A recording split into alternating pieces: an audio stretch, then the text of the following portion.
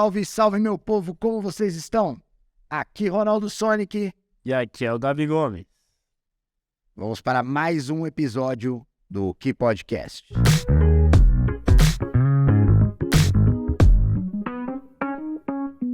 Então, começando agora aqui, mais um episódio do Que Podcast. Presença ilustre do Israel Francisco do Nascimento Neto. Mais conhecido como... Não, ele é MC, cara. Ele é produtor cultural. Ele é escritor. E ele não é só meu parceiro. Ele é meu mano. Tá meu mano, mano, Nós, tu, satisfação aí. Da hora, velho. E aí, meu mano? Prazeraço aqui fazer parte dessa nova empreitada aí de vocês aí. Valeu, mano. Sucesso, vida longa, ótimos encontros, né? Ótimos papos. Eu falava na época das lives, da temporada de lives, né? Que talvez esse material que a gente está produzindo agora, para mais para frente, possa ser como se fosse uma arca, né? Pô, deixa eu ver o que o pessoal trocou ideia lá naqueles anos de pandemia e tal. Então, por isso que parece até, às vezes, muito conteúdo, mas que pode servir como uma âncora, né? Mais pra frente gente poder resgatar algumas ideias desse tempo aqui, né? Não, e o mais doido é assim, né? Quando começa essa quantidade de lives, eu acho que as pessoas vão nessa coisa de, é muito conteúdo, é muita coisa e tal. Mas acho que em dado momento o pessoal também começa a direcionar, né? Ah, não, peraí, é muito conteúdo, mas esse fala dessa coisa, esse outro fala... Sim, acaba virando um catálogo. Acaba ficando assim, uma conversa mais... eu vou ver esse aqui que me interessa mais. Sabe o que eu acho mais da hora? Porque antes, você pra ver uma entrevista, você tinha que estar lá no horário que passava o programa. Por exemplo, vai Roda Viva. Sim. Segunda-feira à noite você já ficava tipo, nossa, eu não posso sair daqui porque o Mano Brown vai estar no... Pra acordar na terça? E outra, você perdeu um frame ali, você foi no banheiro e tal, ele falou, nunca mais você vai achar. Hoje em dia a gente tem com o arquivo da internet, né, a possibilidade de voltar atrás, buscar de novo o que elas fazem. Então, assim, isso que a gente tá fazendo aqui, galera, também é um documento histórico. Sim, total. Obviamente que tem o charme, né, de você, o ineditismo, o lance da expectativa de ser... Acho que tudo isso é necessário levar em conta. Mas, independente disso, esses momentos que a gente tem produzido conhecimento, né, a partir dos bate-papos, eles vão ficar. E aí, para começar nossa conversa, e aí para contar pro nosso público, nossos telespects, conta aí como é que o Israel virou Mano Réu. Não virou não, os dois são a mesma pessoa, né? Mas foi um baixista. Um baixista virou. Eu já escrevi umas letras de rap e tal. E aí ele virou e falou: pô, Israel é muito, muito grande, velho. Vai ser réu, Mano Réu. Já era. O pessoal pensa que tem cunho político, né? Nada, foi só uma abreviação. É um baixista, um Marcão. E aí ele que deu esse nome. Surgiu assim, simples assim. Eu falei: achei legal, tem a sonoridade legal, contemporâneo, né? Aí ficou, velho. Muito massa. Show. E aí, deixa eu te falar, essa história você não sabe, mas né, é legal te situar. Conte. Quando eu conheci o Mano Réu, né, já aí na empreitada da educação e tal, ele fazia um projeto chamado Escola da África. Olha só, bicho. Você nem imagina. A gente é da Brasilândia, né? Hoje eu moro em Osasco, né? Eu dei uma fugida. Nem sabia que você tinha ido pra Osasco. Olha que doideira. Fiquei uma temporadinha, né? Eu tô fazendo... Mas eu não, fui trabalhar, né? Não fui morar. Brasilândia eu não saio, não. Faço aqui, quando eu ficar rico, eu vou até comprar todas as casas da rua pra eu não precisar sair. Já foi até a rua, tá ligado? Muito massa. E aí, o que era legal era isso, porque assim, já rolava um projeto, né, lá na Escola da África, e eu era professor de educação física ali que dava colocava aquela briga toda, você já conhece, e aí a gente se choca. Fala um pouquinho aí do Escola da África. O Escola da África, ele surge quando a gente conhece a lei 10.639, e quando eu falo a gente, tô me referindo a eu e outros amigos, o Anderson, o Guinho. A gente já fazia rap, já dançava, na época a gente dançava também. E aí tinha umas, pô, se a gente fosse nas escolas trocar uma ideia sobre essa lei aí e tal, levasse umas letras de rap, na época era até aqueles que você colocava a folha assim, transparente, ele projetava, né? Transparência. A transparência e tal, vamos levar umas imagens, imprimir umas imagens, mostrar pra galera, trocar essa ideia, e surgiu assim, aí a partir disso, a ideia do curso Escola da África. A gente foi numa escola e o diretor falou, não, vocês vão vir aqui fazer uma vez, nunca mais vai voltar. Se você trouxer algo mais contínuo, aí a gente topa. E aí foi onde desafiou a gente a estudar, a pensar, transformar aquele conhecimento que a gente já tinha, que o rap estava trazendo, que os estudos estavam trazendo, de maneira didática, de maneira pedagógica, de maneira lúdica, para que a gente pudesse compartilhar, né? Eu sempre tenho que dizer, localizar a galera, a Brasilândia é um dos distritos mais pretos da cidade de São Paulo, né? Ela é fruto do que eu chamo de terceira diáspora. Porque a nossa comunidade sai do centro, vai para Barra Funda vai para Casa Verde, da Casa Verde vai para o Limão, e do Limão vai para Brasilândia. E agora a gente está indo mais para lá. Então, já tem um ambiente, né? A Brasilândia, por exemplo, é um dos poucos territórios onde tem um terreiro de Candomblé Angola tombado pelo IFAM. Acho que é um dos primeiros, se não é o primeiro, né? Então, assim, são essas características que fazem a Brasilândia. Tinha os estudiosos da sua USP que chamava a Brasilândia de Macacolândia, sabe? Que absurdo. Isso, uma assistente social lá que fez um estudo sobre o bairro na PUC, levantou esses documentos, reportagens e tudo mais. Porque era um território negro. Onde os donos da terra eram japoneses, né? Então, nesse território todo que proporciona esse fermento cultural. E a Escola da África foi um momento muito legal, de aprendizado, porque tinha que estudar para poder passar para a galera voltava no contraturno escolar, rolou 4 anos numa escola, 2 anos em outra escola. Eu ganhei o Prêmio Jovem Brasileiro de 2019 por conta desse projeto, né? O prêmio foi dado pelo Instituto Zap, agência Zap. Então foi um momento muito bacana. Que ano que foi que você ganhou esse prêmio? O prêmio eu ganhei em 2009. A Escola da África aconteceu de 2008 até 2012.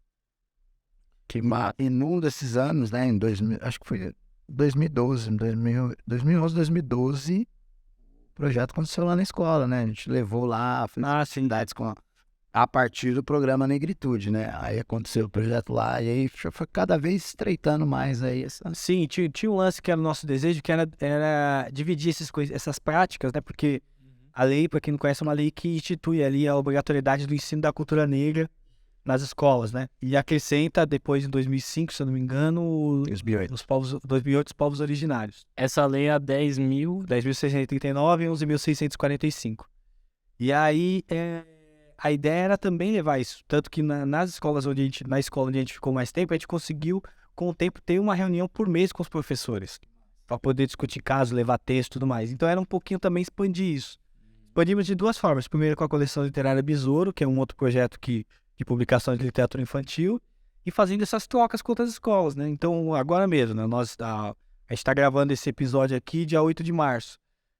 Minha primeira atividade externa no ano, foi finalzinho de janeiro, foi na Escola Augusto Laranja, que é uma escola, né, de alto padrão, da elite aqui de São Paulo. Fui lá trocar ideia com os professores sobre as culturas negras na sala de aula.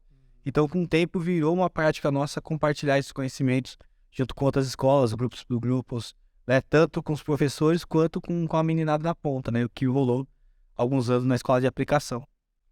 E o mais legal, né, a gente já vai falar dela, que eu acho que assim, a ponte que foi acontecendo, né, é até engraçado, né, quando o Rael fala assim, que a galera lá que pesquisava antes na USP lá, colocava da Macacolândia, daí eu saio lá da Brasilândia, mano, beleza, então, daí vou levar a Brasilândia pra ir.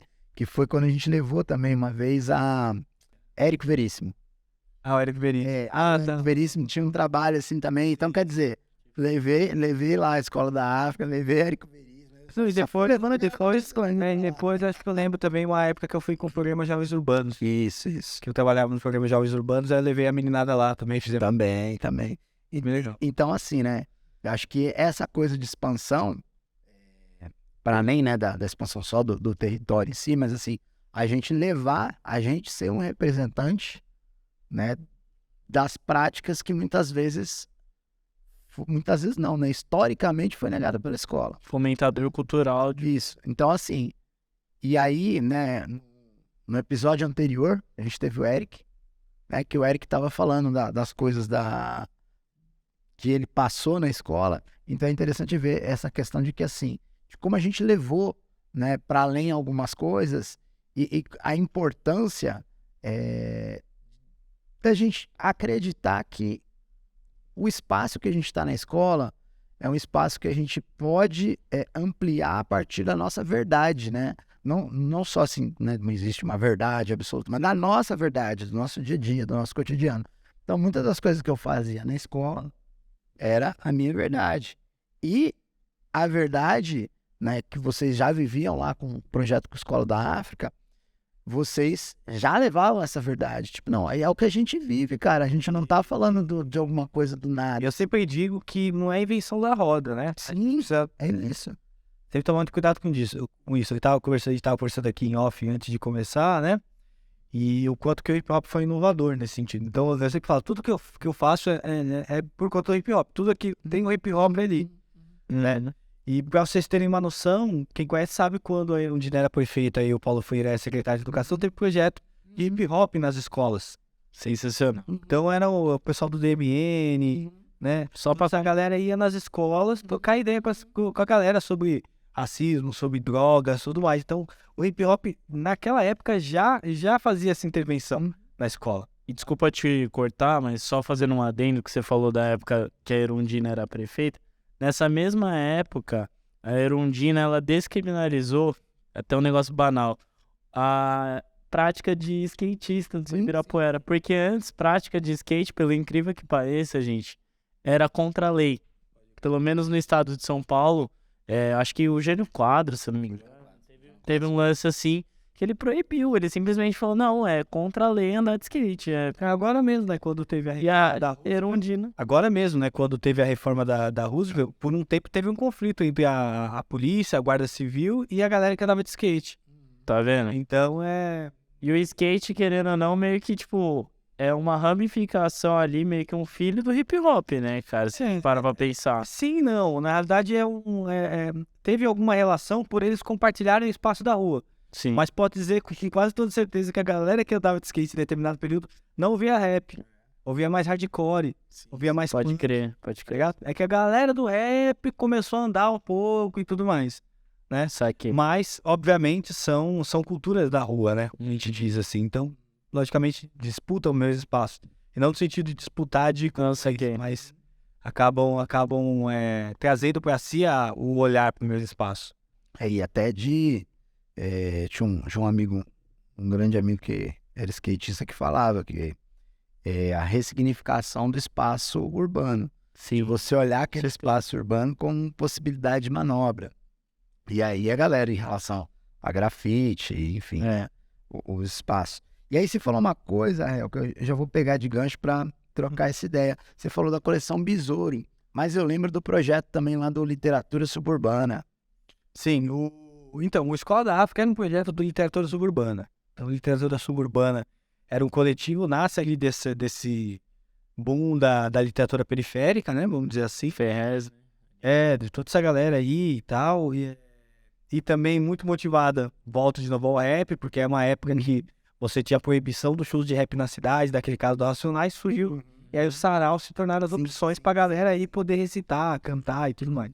Esse caso do Racionais, só pra contextualizar pra galera, é o do Virada Cultural lá, que rola violência. Eu tava lá, e diz a lenda que a galera que subiu... Você tava lá?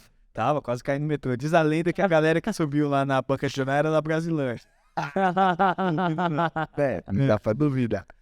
Caraca. Mas voltando, então, quando a gente funda o coletivo com essa galera, era justamente pra trabalhar a questão da literatura, do ensino racial, da publicação de livros, do hip hop, né? Então surge com essa ideia.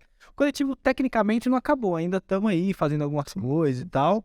Obviamente não com aquele tempo todo que a gente tem quando é mais jovem, mas, por exemplo, há 2 anos atrás a gente fez mais livros da coleção Besouro, então se reuniu para fazer esse livro. Então, literatura suburbana foi esse laboratório mesmo, ali até de produção cultural, para a gente até entender o que a gente vai fazer. Então, hoje mesmo que eu tô na editora, é fruto daquele rolê lá, assim, né? Então, tudo que a gente faz é fruto disso. até mesmo de profissão, de organização interna, de profissionalização.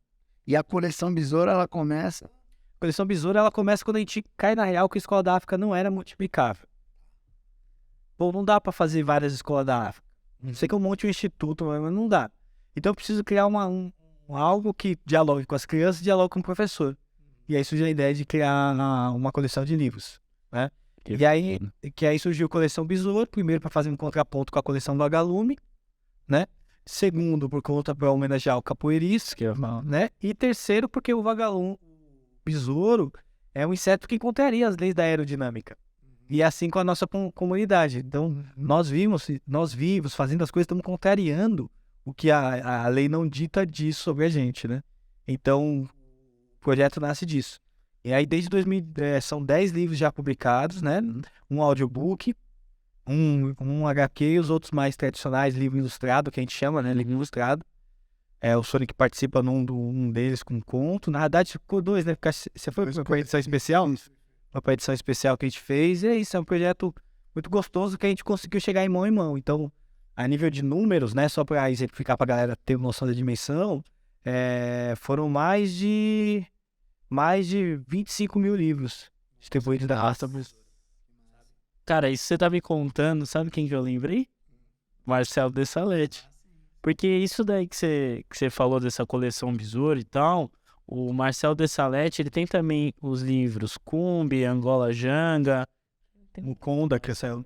exatamente. E assim, ele faz esse papel ilustrativo, mas também muito didático, de tentar trazer essa questão, ressignificar até mesmo a narrativa da colonização, da escravidão no Brasil, porque, né, eu imagino que esse seja um dos propósitos.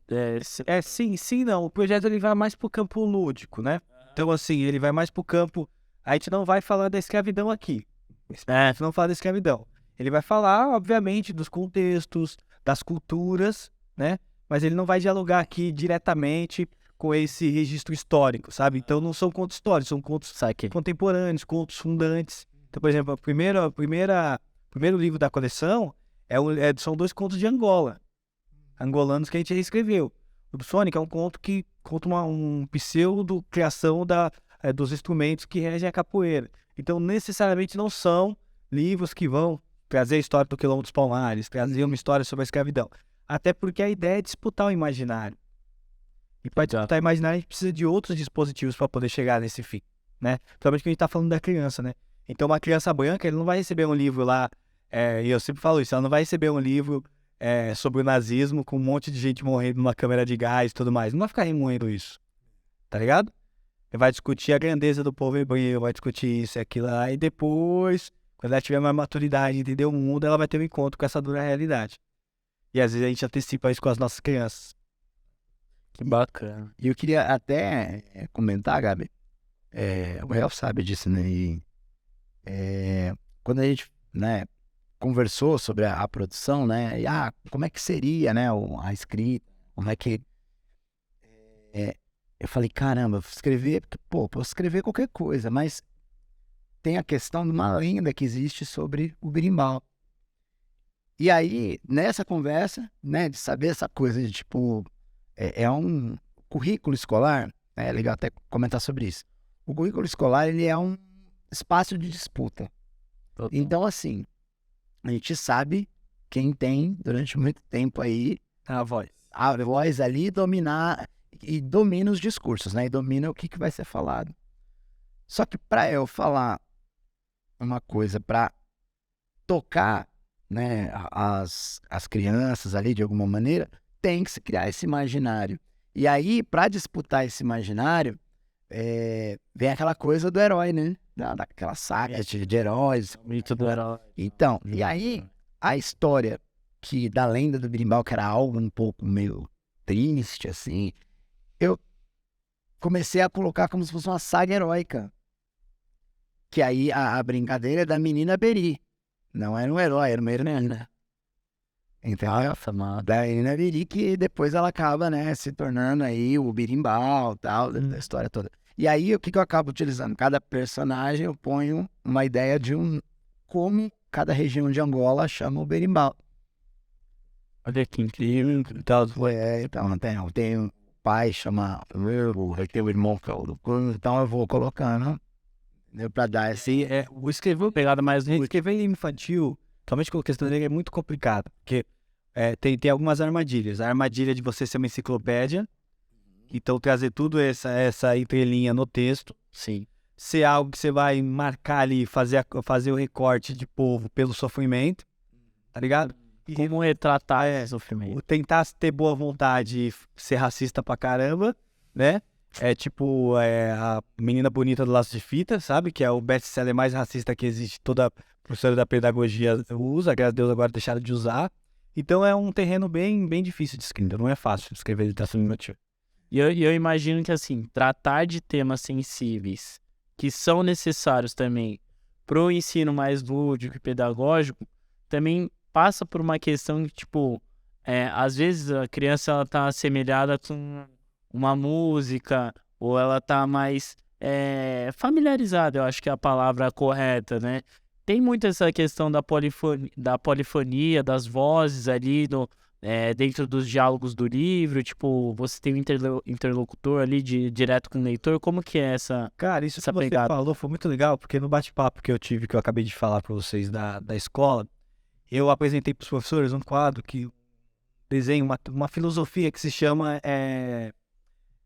chama-se Conceitos Civilizatórios Afro-Brasileiros. É o Valores civilizatórios. Valores Civilizatórios Afro-Brasileiros.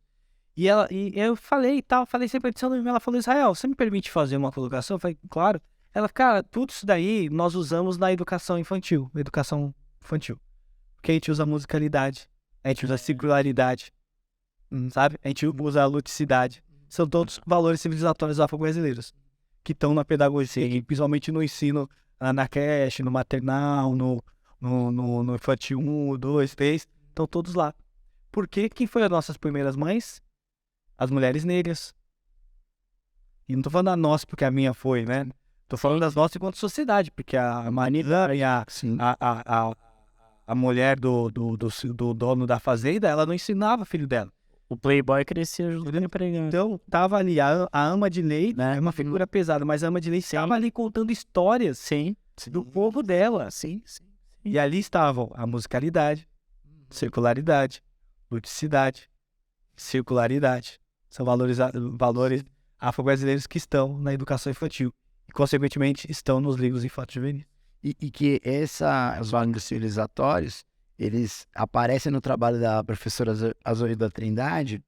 E quando ele aparece lá no trabalho da professora Azory da Trindade, esse trabalho dela acaba sendo a base para organizar as diretrizes curriculares nacionais das relações étnico-raciais para a educação infantil. Então, talvez por isso que apareça lá, mas aí, né, precisa ver qual circularidade que está sendo dita. Qual. Então, às vezes, os professores e as professoras têm não sei se dá para falar que é uma dissonância, né? Mas, assim, eles ouvem uma coisa o que a gente está dizendo mesmo, mas eles filtram como se é algo que eles já estivessem fazendo. Então, mas aí tem um lance que eu discuto que é uma coisa muito brasileira isso. É tipo a capoeira de Jesus. Sabe, a acarajé de Cristo. Não existe a acarajé de Cristo. Essa comida já é de santo. É isso. Carnaval gospel que teve. Entendeu? Então, assim...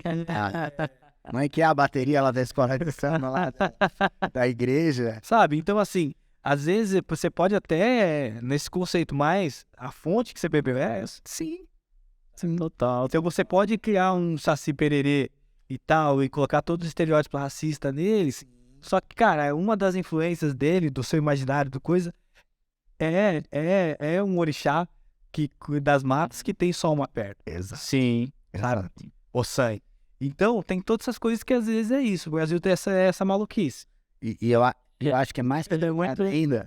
Eu acho que é mais complicado ainda que assim, como eu falei, o currículo, e aí, enfim, a escola, né, é o espaço de disputa onde a gente vai lidar com valores também. Sim. Da família, que vai ser complicado. E aí, eu não sei se você acompanha o caso, não sei se você também acompanha o caso, que tá rodando aí nas redes. Eu acompanhei, assim, não vi se ele se pronunciou, se teve alguma coisa. Também se ele não se pronunciou, ele nem é obrigado a isso, mas Teve uma mãe numa escola que, eu não sei se o filho ou a filha levou o livro Amora do Emicida pra casa, pra ler, tal, não sei o que. E a mãe devolveu o livro todo rasurado, tipo, falando, leia, não sei o que, orixá não é Deus, não sei o que. Então, assim, racismo religioso, né, uma atitude de intolerância religiosa e depredação do patrimônio público, né? Porque o livro que vem da escola é um patrimônio público. Mesmo sendo escola particular. Vandalizou. Sendo escola particular. Então, mas de todo jeito vandalizou. Que exemplo passa por filho. Então. Cara, eu fico pensando nessas coisas, lamentável, né? Enfim. Eu quero compartilhar 2 experiências. Uma com um dos meus livros, O Amor Banta e Terras Brasileiras. Teve uma escola em Campinas, uma professora amiga minha, que colocou ele no cronograma de leituras, né? Era pra 5ª e 6ª série. Porém, tem uma cena de amor no livro. Pois aí ela falou, eu vou ler melhor essa cena aqui e vou ver como que eu abordo com os alunos essa cena, com os pais. E aí teve um encontro, o livro conta a história de Quilombo dos Palmares, a partir de um romance e tudo mais, sem romantizar a escravidão, mas o amor enquanto ferramenta ali e tudo mais. Sim. E aí a gente teve um bate-papo, foi ótimo, né? As mães do aluno falaram, meu filho gostou muito, né? Enfim. Então teve um pedaço ali que não era jogar de qualquer jeito o livro, Não, com certeza. sabe? Aí tem uma outra experiência. Nessa última escola que eu fui, tô usando ela de exemplo porque faz muita conexão com o que a gente tá falando e tá fresco na minha memória, teve um debate mais ou menos sobre isso. O professor trouxe, Israel, como que a gente faz pra tal? Eu falei, vocês já ouviram as famílias? Como eles enxergam a questão da diversidade aqui? Porque às vezes a única referência que o aluno ou a mãe tem de pessoas pretas, ou é de alguém que presta serviço para ela, ou no caso do menino, os trappers que ele ouve lá, os artistas que ele ouve. Sabe? Então a gente precisa fazer uma escuta com a comunidade escolar. Sabe? O que você pensa de racismo? Porque se você tem um cenário lá que todos os seus clientes, né? Escola é isso, escola particular é isso, seus clientes são todos racistas, Ku Klux Klan naquele nível, aí você vai arrumar um plano. Se é uma galera uma galera mais progressista, mas que não tem contato mesmo pelas condições sociais, vai ser uma abordagem. Sim. Se é uma galera totalmente intolerante, é uma outra abordagem. Obviamente, eu não sei o contexto daquela escola, não sei onde ela está inserida, né? E aí eu tô falando desse geral para não personificar. Sim. Porque a gente tem questões mais abrangentes para cuidar, que é essa. É só nossos materiais estarem lá? Como eles são trabalhados, né? Como que aquilo chega na família, né? Para discutir isso. Isso você tá falando... Obviamente é algo que, assim, nós enquanto artistas não conseguimos controlar. Tem um livro meu que é o HQ chama Os Três Exus e o Tempo, e que é um conto meu que foi adaptado pro quadrinho. Sim. Cara, a gente mandou pra uma dessas licitações, cara, não passou. Aí o que aconteceu? A gente tava numa feira, um dos caras que tava nessa comissão chegou lá, olhou o livro e falou, pô, mano, vocês estavam lá no coisa, né? Eu vi esse livro, cara. Pô, por que não passou? Tá tudo certinho, né? E aí, depois, outras conversas é isso. Alguns livros que tem alguma referência religiosa, mesmo que não discutam o tema da religião, são boicotados. Nesse sentido. Você sabe... Então, são coisas assim que precisam estar ali. E aí tem muita confusão. E aí isso também é algo... uma reflexão que eu faço. Muita confusão também como que a gente vai... E é algo nosso também dessa circularidade. Como a gente também discute as questões religiosas.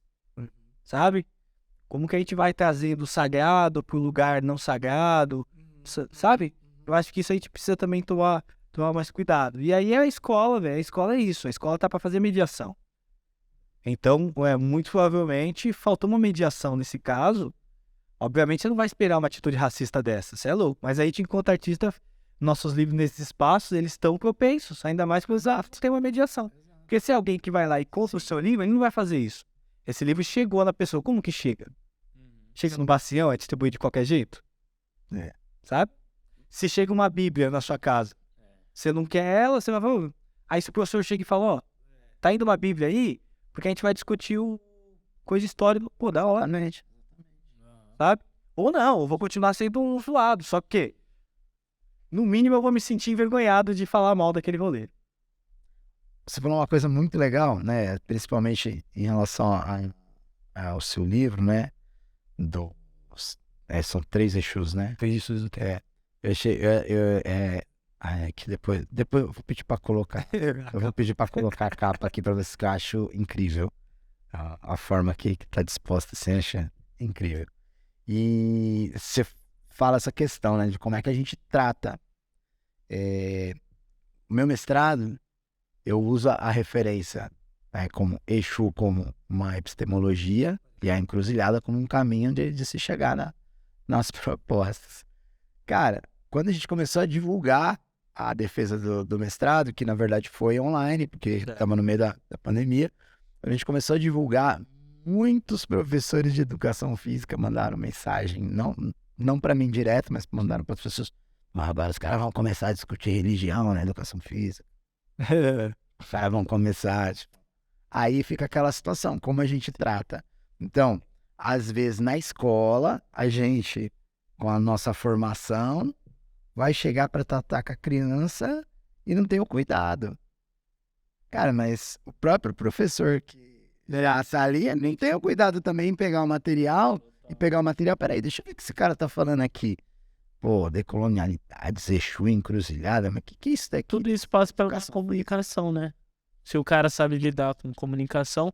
Inclusive, eu ia até comentar quando você estava falando disso, porque a minha percepção é que assuntos que são tratados como polêmicos, né, hoje em dia, também passam por uma questão de muito mais por falta de informação, que acaba batendo e sendo um resquício desse preconceito, dessa ignorância generalizada, mas também acho que passa também, e aí eu vou fazer uma crítica assim no lado da comunicação, mas não ao professor em si, mas na lei de diretrizes e bases que ele é obrigado a absorver para poder passar na grade curricular, que não ensina às vezes ele como tratar esses temas, né? Porque o professor, às vezes, o professor de português, ele tem que dar aula de Camões, aí ele tem que dar aula de ortografia, aí no outro dia ele tem que ensinar Carlos Drummond de Andrade, aí no outro dia ele tá falando sobre literatura africana, tá apresentando Mayombe. Tipo, é tanta coisa que um professor fica sobrecarregado que às vezes eu nem culpo ele, né? E é bem isso que você falou, eu acho que, tipo, tem também muito uma questão de, tipo, o livro ele só tá ali por estar? Não, ele vai ser apresentado. Foi exatamente quando a gente criou a coleção Besouro, a gente viu que tinha muito livro de infantil, né, que tratava o tema na baila. E hoje tem bastante mesmo. É um mercado muito rentoso. Que bacana. E só que é isso, eles estão lá, só. Sabe? É tipo uma breve história do tempo. Todo mundo já vai falar desse livro, mas ninguém leu. E é uma coisa interessante que assim, né, a gente... Você foi uma das pessoas que foi convidado, né? Algumas vezes a gente tem essa preocupação lá na escola, mas aí tem todo o histórico, o lastro do projeto já lá. Mas assim, a gente tem o cuidado de trazer, né, a pessoa que escreveu. Sim. Entendeu? Sim. Trazer, por exemplo, Passo importante. quando uma pessoa até que a gente quer trazer aqui para trocar uma ideia com a gente, que é a Kilson Oliveira. Pô, quando teve uma leitura lá do Black Power de Taiô para desconstruir algumas coisas que estavam falando lá na educação, no ensino fundamental 1, em relação ao cabelo do meu estudante e tal. Quando teve essa discussão, aí as professoras primeiro trouxeram o livro, beleza, então a gente vai trazer a autora do livro. E aí, assim, foi toda uma outra mobilização, que aí, assim, até de repente, as crianças que estavam ali, né, envolvidas com essa questão, não vou saber precisar, né, quais eram as crianças que estavam envolvidas, mas aquela questão infeliz que sempre ainda acontece de ter aquela, porque é o cabelo da menina, cara. Cara, eu quero compartilhar uma experiência com você. Só concluir rapidinho. Aí, quando chega a Kyu-san, o trato da Kyu-san é trato, tipo, artista famoso, né? E aí eles pegam o autor. Sim, então, é exatamente nessa linha. Assim, no ano passado eu fiquei um ano inteiro negociando com a prefeitura do Rio Grande do Sul, né? Que eles iam me contratar para ir participar da semana de literatura deles lá na cidade. A cidade tinha lá 3 coroas. 3 coroas. Beleza, fechamos um contrato, eu fui, né? Eles compraram um livro meu chamado Ancestral, que é uma space opera. Eles compraram os livros, distribuíram nas escolas, toda a galerinha leu, eu fui um mês depois lá, fiquei uma semana, cara, e em 2 escolas de manhã, 2 escolas à tarde, no outro dia, uma coisa fantástica. Tá, Três Coroas, eu fui um dia depois da eleição, do primeiro turno, então, tipo, o primeiro turno foi domingo, segunda de manhã eu tava embarcando, então eu já fui, tipo, mano, o que vai acontecer lá? Fui com preconceito. Que ano que? Desculpa, que ano que é? Ano passado. Ano passado mesmo? Passado. E assim, cara, teve muito menino que conheceu cultura africana a partir de um livro que falava sobre espaço. Nossa. Sabe? Porque a Ancestral é uma space opera, né? Uma space opera que tem como pantomima a sociedade dividida, que a gente conhece dos povos, dividida em planetas. E esses planetas ali se conversam e todos eles vão ter que dividir a Terra. E aí, como que a gente vai dividir a Terra? Né? E aí eles leram os livros antes. Uma cidade pequena, tem 13 mil habitantes, sabe? Então foi muito ousado, assim, do coisa, e ao mesmo tempo teve esse preparo, esse cuidado, sabe? Então teve lugar que eu fui, teve escola que eu fui, que as crianças estavam pirando, velho, pirando nos personagens, nos nomes dos personagens.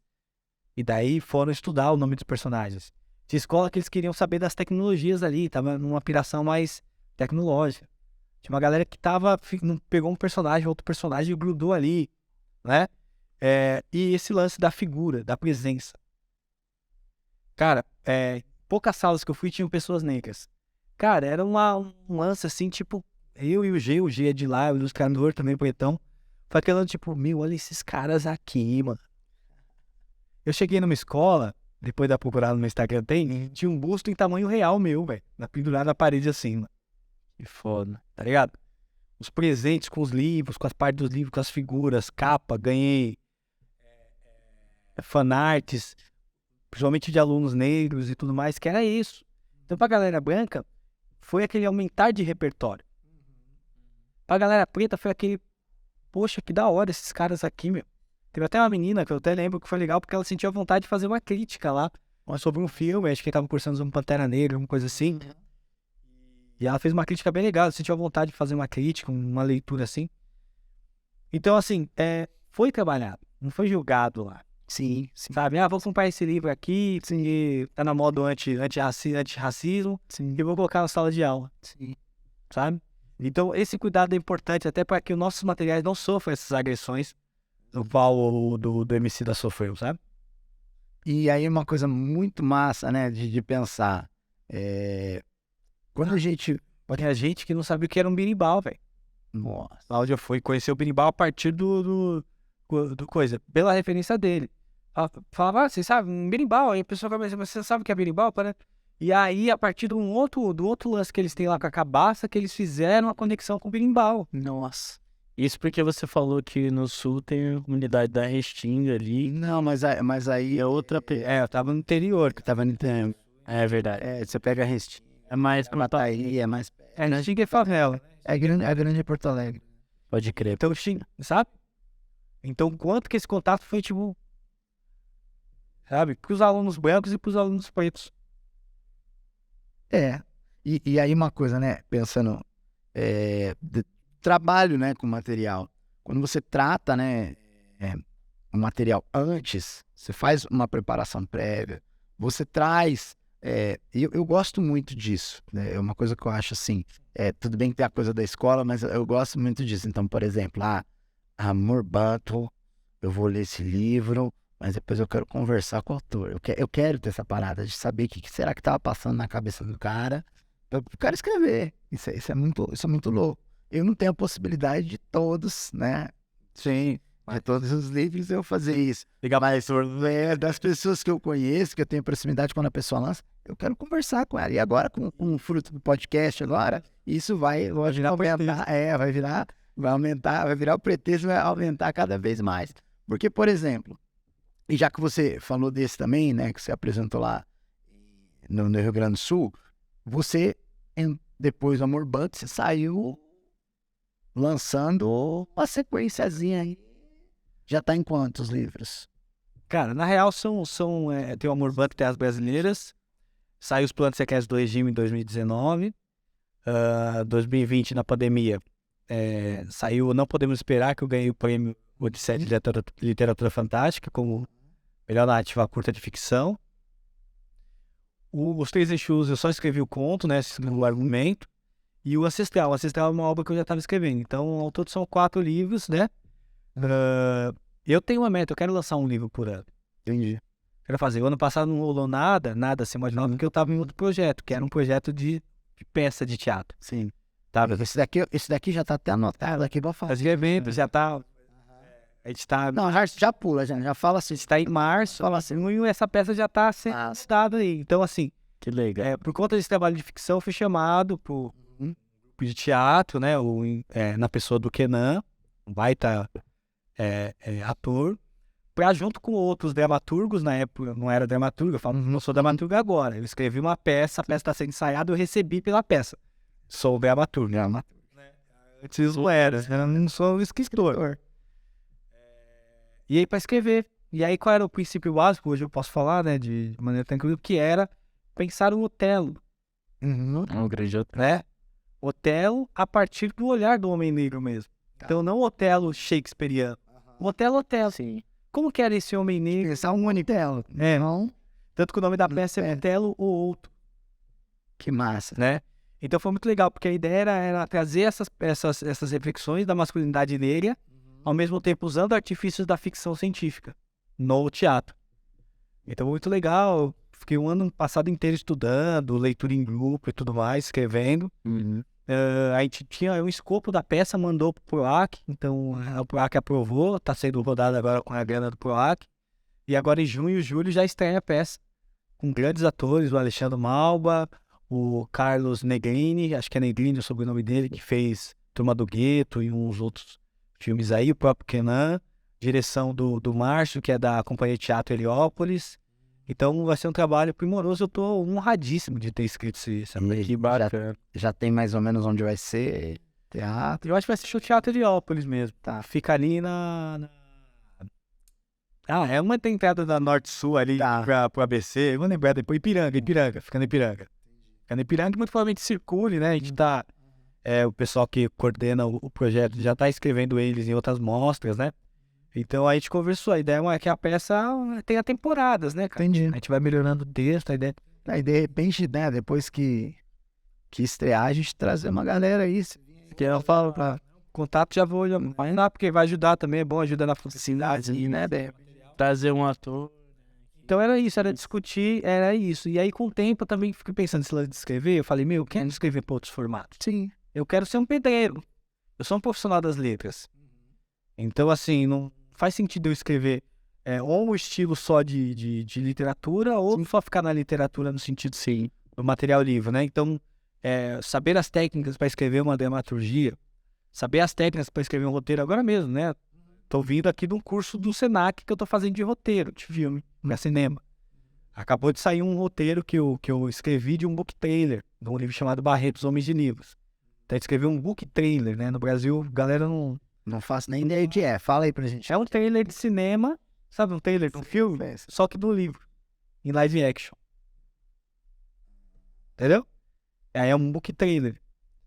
Com roteiro, com cena, com locação, sabe? E eu escrevi. Então é isso. Como que eu consigo também continuar contando histórias, levando a reflexão a partir de outros formatos da escrita? Então também nesse processo de se capacitar, de estar ali, de escrever, né? Então rodou esse daí. Então uma ideia que eu consiga também produzir nesses intervalos materiais para essas outras plataformas também. Porque financeiramente tem um retorno mais rápido também. E a nível pessoal meu, desejo meu, tesão meu de escrever outras paradas me contempla muito também. Você falou dessa questão da literatura fantástica, que você ganhou um prêmio, né? Inclusive, depois, se você puder aprofundar um pouco mais essa experiência. Eu lembro muito do livro do Miyakoto, o Terra Sonâmbula, porque é um livro que sempre que o Miyakoto vai dar uma entrevista, obviamente todo mundo já remete diretamente a esse livro, mas que ele sempre fala, não é uma literatura fantástica, eu não me considero um autor de literatura fantástica, porque para a vivência do povo moçambicano ali, ele fala que para aquela cultura, essa vivência com um plano espiritual e trazer essas múltiplas vozes para a narrativa fazem parte do cotidiano delas. Então, assim, às vezes se a gente parar para pensar aqui a sociedade brasileira, né? A gente também tem um pouco dessa polifonia no sentido de, tipo, tá, a nossa religião de matriz africana aqui, ela tem muito disso com os orixás, principalmente no candomblé, né? Tem muito essa questão. Mas até se você pegar religiões cristãs, por exemplo, o catolicismo ali e tal, tem muito essa questão também dos múltiplos santos, eles seriam meio que divindades e tal. Como você aborda isso, trazendo essa filosofia de, tipo, contato espiritual dentro da criação fantástica? Porque eu imagino que deve beber muito dessa... Eu tenho usado cada vez menos, porque o sagrado tem que ficar no campo do sagrado, Saquei. sabe? Legal. Por que a gente não faz HQ com Maomé? Entendeu? E aí eu não posso trazer para um lugar no sagrado referências às divindades de matriz africana. Então, eu tenho cada vez mais, quando eu vou usar a referência, tendo um melhor cuidado, né, possível quanto a isso. Né?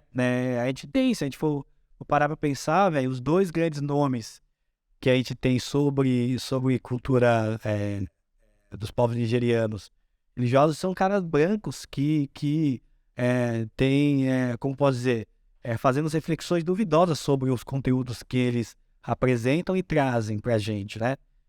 Inclusive que nem acreditavam, confessaram em vida que não acreditavam naquela religião, né? Então isso é muito perigoso, né? É aquele que fala, o que é nosso é de todo mundo. Não, peraí, calma, não é bagunçado, né? Obviamente que os mitos fundantes que estão nas religiões, eles vão ser usados, né? A gente usa, por exemplo, no cinema, a gente tá falando do roteiro. No cinema, a saga do herói do Salvador é tirada da onde? É tirada de Jesus, cara, faz sacrifício dele. Então a gente usa isso naturalmente nos materiais, mas é importante ter cuidado, sabe? Não dá pra eu fazer uma história em quadrinho e colocar sempre o orixá como herói, sabe? Entendi. Sabe? Não dá. Então acho que é necessário pensar em como que a gente consegue até trazer essas reflexões, essas referências por outro caminho. Então, por exemplo, nessa peça do Otelo, no outro material que eu estou escrevendo, tem muita coisa da Calunga, né? Mas a Calunga, para muitos é um lugar, é a morte.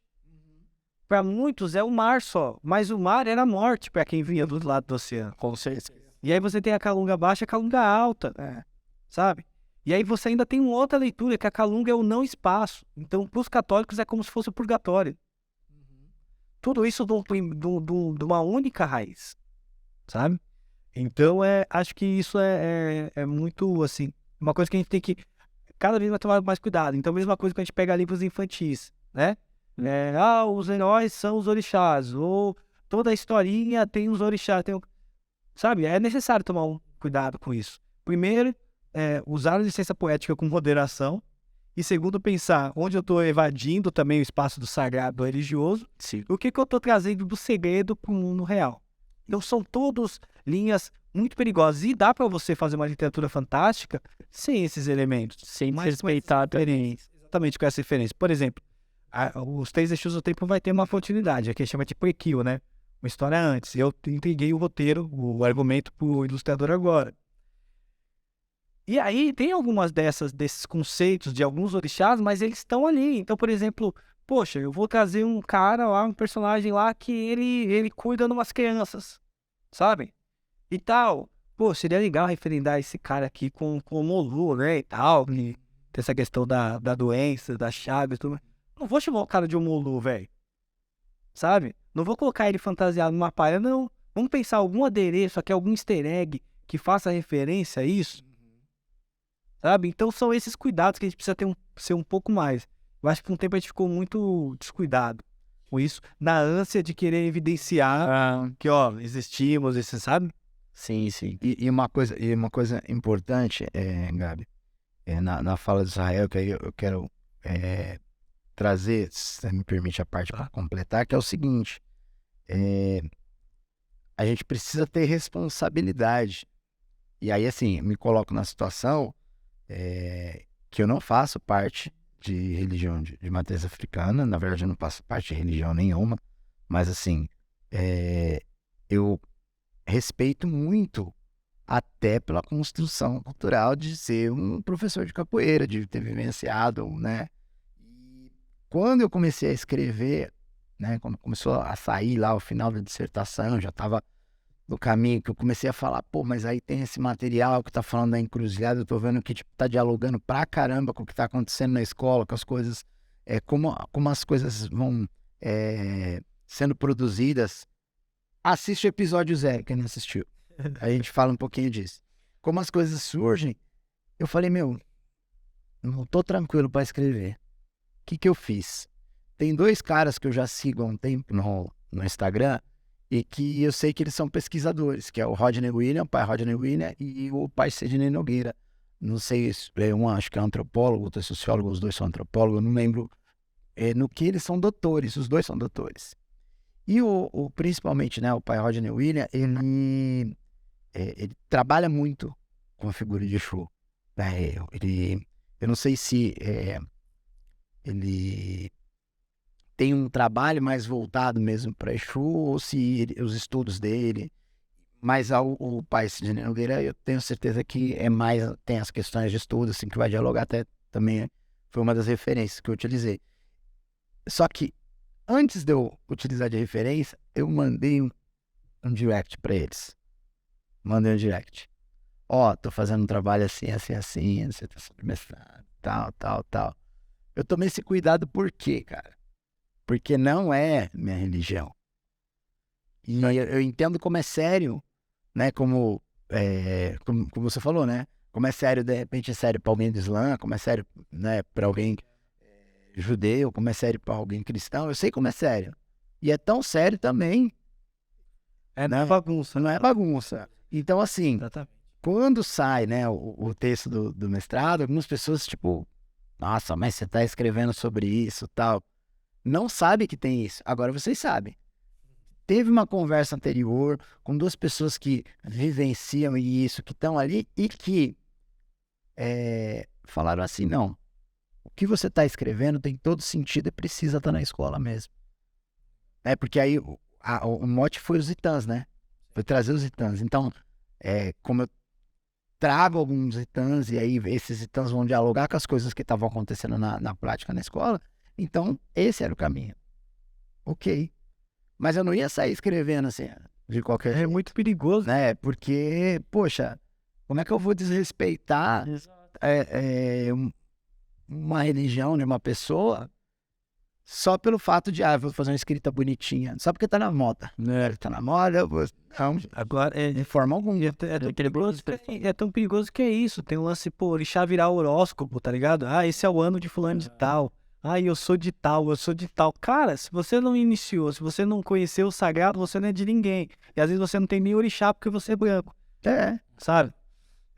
Então enfim, são discussões que a gente precisa topar fazer. Agora voltando no que você traz, agora recortando para a literatura fantástica, acho que é muito importante essa coisa para dizer que literatura fantástica não tem nada a ver com religião e tudo mais. Obviamente são questões humanas, né, universais que a gente utiliza, né? Ali do insólito, né? Então, nossas mães utilizam isso para dar medo na gente, né? E a gente usa isso ali também para contar histórias, né? Então, isso faz todo sentido. Não necessariamente a ligação com a religião. Porque, obviamente, também isso causa uma confusão, porque a religião é uma criação europeia. Se eu vou pensar no sentido do religare, né? Então, como um povo que nunca desligou, então é natural que a religião, que a gente chama de religião, faça parte do cotidiano da vida. E é mesmo. Só que no sistema que a gente organizou, né, enquanto sociedade, Essa separação. isso não é mais possível, cara. Isso não é mais possível. Agora, sobre literatura fantástica, foi isso, cara. Como que eu consigo debater temas, conversar a partir do não sólido, do insólito? Porque é a literatura que disputa o imaginário, sabe? Você lembra dos livros de literatura fantástica que você leu quando você era criança, sabe? Aquilo mexeu no nosso imaginário, sabe? Olha o quanto a Turma da Mônica mexe no nosso imaginário. E a gente nem saca que o único personagem preto lá é o cara que eles chamam de sujo, sabe? É o único cara sujo que não toma banho, entendeu? a gente vai no sítio do Pica-Pau Amarelo, a mina lá se mata pra fazer o bolo, mas o nome da farinha é Dona Benta, tá ligado? Então tudo isso daí foi poluindo o nosso imaginário. Então a gente acredita que a literatura fantástica é isso. Eu me saquei isso quando? Como nessas andanças das escolas, e eu sempre gostei de literatura fantástica, sempre fui um. É que eu era um nerd pobre, né? Verdade. Aí depois que eu comecei a ter uma independência financeira, quando eu comecei a ter cartão de crédito, aí eu, né? Ai, Aí já era. mas deixa eu perguntar, não sei como é que é, na hora que você falou de nerd aí, eu me perdi um pouco aqui, acho que é Edgar Allan Poe, né? Edgar Allan Poe, tem a ver essa coisa dessa literatura fantástica? Então, é um deles, né? Nossa. É com dele. Ele é o mais famoso. Não, é que, assim, Eu sei que é uma referência mais no mainstream. tem vários, mas não é isso, assim. Sempre gostei da literatura fantástica e Os ventos vivantes, né? Coisa assim. que trabalha muito com corvo, essas coisas, né? E aí tem esse lance do tipo, cara, eu ia nas escolas, nesse rolê todo, e a galera tava lendo. Só que a galera não tava lendo literatura periférica, literatura negra, poesia. Estavam com um toroço aqui, ó. Lendas nórdicas. Tá ligado? Deuses nórdicos. Harry Potter. Tava lendo o Pedaços Anéis. Tal. Não, tô falando só no campo fantástico, né? Esses outros. Aí você olha e fala, cara, o que esses moleque tá lendo, velho? E eu tô aqui com um bagulho que nem dialoga com eles, não chama a atenção deles. Sabe? Então foi como que eu volto a contar as histórias numa parada que eu sempre gostei. Assim, Então foi onde? E aí, nessa conjugação de ancestralidade, contemporaneidade e futuro, se liga muito ao afrofuturismo. Então foi aonde a gente se encaixou ali para escrever esses materiais, né? E aí é isso. É uma space opera, então o ancestral é uma space opera. E eu falo, pessoal, eu sempre quis escrever uma space opera. Você imagina no começo lá do Sarau da Brasa, eu colando lá, gente, estou escrevendo uma historinha aqui no espaço. Você passa no espaço. É uma história que tem nave. Ou em qualquer outro sarau periférico. Ô, Tuta, aí tá a porção do rap, né? A galera tá morrendo aqui, você quer escrever história sobre o espaço? Tem que ter poema militante aí, um poema, sabe? Os poemas de amor foi começar a ser visto bem agora, e o próprio slam já também tomou a dianteira, e poesia tem slam agora que tem até um bloco de amor, porque antigamente poesia de amor não dava ponto. Pra ter noção. Quanto que a gente é meio problemático. Então, era isso, pô. E aí a gente caiu na real. Peraí, a nossa galera não escreve horror? E aí eu comecei a fazer essa pergunta, pessoal, quantos escritores pretos você conhece que escrevem horror, que escrevem suspense? Quantos escritores e escritoras pretas que você conhece que escrevem novela, que é uma coisa mais pop? Quantos autores e autoras pretas você conhece que escrevem space opera, histórias do espaço? Que escrevem alta fantasia, baixa fantasia? Peraí, a nossa galera não escreve, não tem oportunidade de escrever, ou essas plataformas são tabus? ou são Porque a colonizadas. Porque, por exemplo, eu vim conhecer as pessoas pretas que escrevem quadrinhos a partir do Marcelo de Salete, quando eu comecei a trabalhar com ele. Mas quem são as outras? Me cita três. Não, então, eu não sei de nome, mas Entendeu? Então- aprendi a partir dele. Então, mas talvez você nem tenha aprendido, Pois é. consegue citar os caras. Pois é. Não, que eu digo assim, não que eu aprendi que assim, eu sei todos, eu acompanho a literatura, porque eu não acompanho Então, mais mas a quadrinhos. publicação é Mas- justamente nesse sentido, entendeu? Porque se você conhece um faz cosquinha, não é estatística. Não serve nem pra dar exemplo. Sim, mas Porque se você não consegue dar dois exemplos de uma coisa, sua tese não, mas o que eu tô falando é o seguinte, que o Marcelo de Salete me apresentou a outros, que na boa, né? Não sendo leviano, mas assim, eu nem sabia que existia. Então, Que aí é disso que eu não, e eles ainda não existem, porque você não Entendi. consegue Não. torná-los. não consigo. Então, Mas outras então, pessoas mas é nesse de cenários do quadrinho conseguem. Isso, mas é nesse que eu falei. Eles não existem porque a gente não consegue nominar. É porque, tipo, o que ele tá falando é que eles não são mainstream, entendeu? Sim. Ao ponto de você nem... Não, mas o Marcelo também não é. Não é, mas ele Tá assim, ele tá no mainstream, mas eu tô falando assim, dele não ser mainstream. Isso, mas tem uma outra problemática. É porque mas é muito legal você levantar essa bola. Porque a gente vai entrar num debate que é o negro único, Sim. sabe? Porque a gente vai citar ele, só que isso, a gente não tem a preocupação de estudar os outros para citar os outros. Exato. Sabe? Eu lembro que uma vez eu fiz um bate-papo num lugar e tal, e aí uma mina, tava vendo a Bell Hooks, lembrei dessa história. E lembra disso. Eu citava uma galera e eu citava uma mina. Ela falou, pô, mas por que você cita três caras e uma mina? Você não conhece outras minas? Eu falei, puta, conheço, tem fulano de tal, fulano de tal. Então cita elas. Porque se você não citar, elas não existem. sabe? Sim, sim. Então a gente precisa fazer esse exercício. Sim. Porque senão a ideologia do negro único é isso. Vou dar essa luz pra eles pensarem que existem. Só que é isso. E o dia que ele morrer? E o dia que ele não quiser mais fazer a parada? E o dia que ele der uma mancada? E o dia que ele não... Não existem outros. Então, assim, eu concordo contigo, tem um processo dessas tecnologias colonizadas, mas tem um lance do tipo, esse não é o seu tema. Que é esse lance que a gente tá falando. Pô, mas essa história aí, cadê? Não tem nenhum escravo aí, não? Essa história aí não é na África colonizada? Não vai ter uma briga? Não tem ninguém morrendo aí? Não tem... Sabe? Como se toda literatura que fosse abordar Precisa ter, entendeu? Então é isso. Então, assim, por exemplo, entra muito com o que o Brau falou. Desculpa te cortar, mas é que a gente tinha comentado no episódio com o Eric essa questão de que as pessoas acham que o povo negro ele é um só, uma camada única, nós não temos divergência e tal. E foi o que você falou. Você vai na periferia, o cara vai falar assim, pô, você tá escrevendo de espaço, meu. Você tem que escrever de coisas mais... E nem sabe, que é isso que eu falei, nem sabe que tem várias outras pessoas que fazem a mesma coisa, só que elas não sabem que podem. Exatamente. Maluco esse bagulho. Tem uma poetisa que é a Guinevere, eu cito ela porque ela me permite, mas eu fui conversar sobre isso com ela. Eu falei, meu, qual foi o último livro que você leu que falava sobre o futuro? Como vai ser o futuro? Aí ela falou, puta, não sei, acho que não tem. A gente não tá escrevendo sobre o futuro, então o futuro não vai acontecer. A gente precisa escrever ele hoje para ele acontecer amanhã, sabe? E a gente gosta muito dessas paradas, a gente gosta muito, o brasileiro gosta muito de ficção, de fantasia. Nossa, Só que é como se a gente não pudesse, tô falando comunidade negra. sim. Porque eu vou te falar, a gente ganhou um prêmio ano passado, no Prêmio ABERT, a Associação Brasileira de Escritores de Terror, Literatura Especulativa e Investigativa. Nossa, que massa. E o Edjan, que é o autor do livro, ele tinha ele e um outro mano pretão. O restante era tudo gente branca, uma outra mina lá, que é uma mina bem legal também. Só gente. Então um rolê de horror só com gente branca, e um rolê forte, que já acontece. Sabe? Mas cadê nossa gente? O investigativo. Poxa, minha mãe adorava que tá no céu, mas adorava Agatha Christie. Os livros. Sabe? Cadê a gente escrevendo essas paradas? Os brancos estão escrevendo. Por que os pretos não escrevem? Exato. Sabe? Então tem essa provocação. Quais são os motivos? Foi essas provocações que eu tenho feito. Aí usando a editora e os bate-papos. Vamos escrever sobre o futuro? Vamos escrever em outro gênero? Poesia, o conto a gente já dominou. Pois é. Só que não rompe o sólido. Sabe? Então são essas provocações no campo da literatura nesse sentido, sabe? Pois é. E aí, assim, né? Só retomando, né? E aí entra naquela questão, quando eu falo do quadrinho, né? Na questão do Marcelo, é que assim, eu realmente não tinha ideia. Não era uma coisa que eu acompanhava quadrinho. Quando. Aí eu vou trazer uma branquice, vamos dizer assim.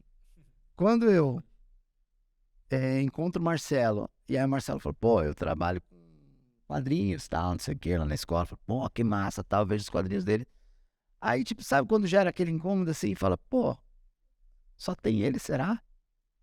E aí quando eu fui num evento, né, que ele tava recebendo um prêmio, que aí por isso que eu te falei, né, aí eu vi outros, conheci outros, não conheci de saber, mas assim, aí eu vi outros, conheci, falei assim, pô, gente,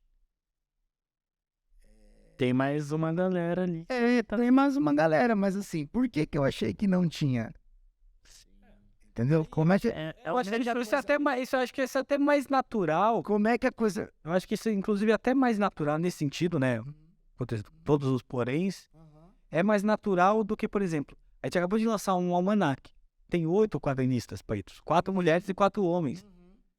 Eu estava com dificuldade de citar nomes de quadrinistas e mulheres, quadrinistas, mulheres negras. Nossa. Que entendeu? Nossa, ainda... Então, assim, quando a gente começou a ir nos eventos de geeks e tal, expor os livros, falar de HQ, começar a publicar os HQs, a gente viu que tem muita gente nossa. Só que acontece, tem muita gente nossa que não desenha a gente. Os personagens são brancos, desenha como aquele bagulho japonês lá? Desenha mangá. Tem um ano que ele sentou com a gente na última FIC. A FIC é o Festival Internacional de Quadrinhos, que acontece em BH 2 vezes por ano. Uma vez a cada 2 anos. É vendido do Brasil todo. A gente ficou uma semana lá vendendo quadrinho. E esse mano, nosso lado, ele é gênio. Eu comprei até um livro com a Aisha dele, ele já foi e tal. Só que é isso, velho. Todos os personagens dele são brancos. É um mano pretão do Rio. Sabe? Você vê. Entendeu? Então tem essa questão também. E eu não tô falando que ele precisava ou precisa colocar personagens negros pra debater tema, não. Mas se aquele personagem fosse preto, só isso. Já fazia. Então também tem um olhar da gente começar a se mudar. Sim. E o quadrinho tem muito disso. O quadrinho é terrível. É uma área muito terrível. Tem um mano que roda esses eventos aí, né? Que, cara, o cara se veste de cowboy. Sabe? Um bagulho bizarro, velho. Faz umas histórias tipo do faroeste. Não tem nada a ver, mano. E tá no seu lado. Então o quadrinho é um lugar meio bizarro. Ao mesmo tempo que é meio pseudo-libertário, você tem a Laerte e tudo mais. Ao mesmo tempo é onde os conservadores estão ali, né? Vide esse último episódio que tem e tal, essas adaptações que rola. Então, assim, a gente viu que tem uma galera. Tinha gente que tá publicando com a gente quadrinho que nunca tinha desenhado personagens pretos mesmo. Tá ligado? Nossa. E aí não tô falando pra ele desenhar o personagem, a Angela Davis. Sim. Não, mano, desenha o seu bonequinho aí, ele é antropomorfizado, então põe os traços negros nele. Sim. Só isso, velho. Entendeu? E tem a gente tá contratando quadrinistas pra desenhar personagens pretos. Então, isso que eu ia falar. Na minha visão, assim, uma opinião particular, eu acharia problemático você colocar ali alguém que é branco para colocar traços negros efetivamente na história, porque poderia correr o risco, eu acho que grande parte, da pessoa ser racista e estereotipar uma visão. Cara, te dou uma fotografia disso. Nesse evento do FIC, a gente tava do lado desse mano, e no outro lado lá, tipo, a gente aqui, ele aqui e os manos lá. Os bandeiras japoneses, aqui do interior. Tá lançando um HQ lá, né?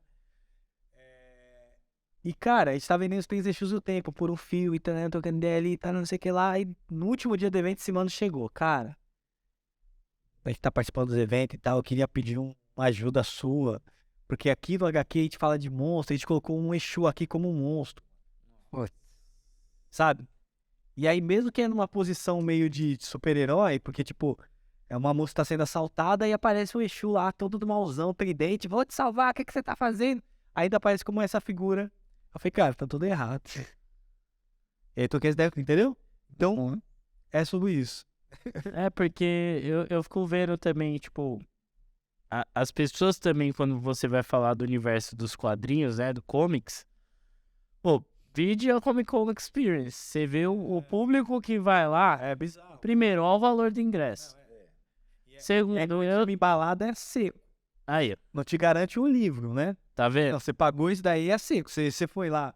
Não, até pra imprensa. Tá tudo bem. Até pra imprensa, cara. Você vai ver a cobertura da galera da imprensa, até das mídias independentes. A grande maioria, a esmagadora maioria, são pessoas brancas. Aí tem realmente aquele estereótipo do boomer, né? Do cara boomer e tal, que é machistão. Fala assim, não, mas como assim? Eu até entendo você querer colocar a questão de gênero no Superman, mas cadê o contexto? Meu irmão, você tá pedindo um contexto pra um personagem que voa no meio período. Ele escreve pro Planeta Diário, ele rasga a blusa, ele já tá com sabe? A minha linha de corte Não precisa de contexto, irmão. Direito autoral permitiu, cara, cala sua boca. Então, não, o cara quer contexto, do personagem que tem visão de raio-x no olho, tá ligado? É umas paradas que, tipo assim, você vê que nitidamente o cara tá velando um preconceito que já tem ali.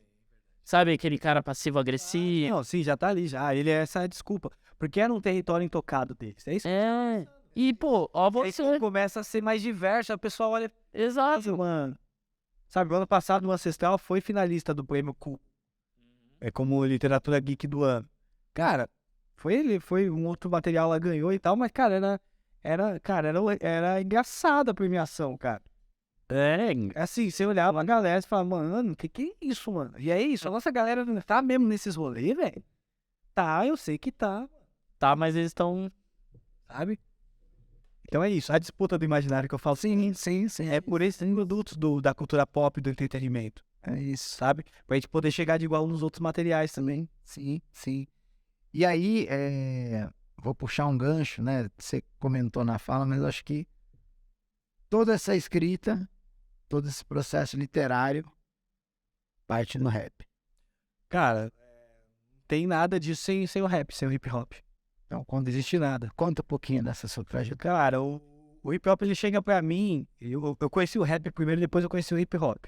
Tá. Eu conheci o rap a partir do meu irmão, levou uns CDs do Câmbio Negro. E aí eu lembro que os CDs eram muito igual, porque antigamente os CDs era a capa toda preta, né? Sabe? Tinha o disco do Tupac, sabe? E do Câmbio Negro, as capas tudo preta e tal. Parecia banda de rock, né? Mas não é. E aí depois eu tive contato com uma galera que se reunia pra dançar num lugar lá na quebrada, lá no Guarani, chamado de Sedinha, né?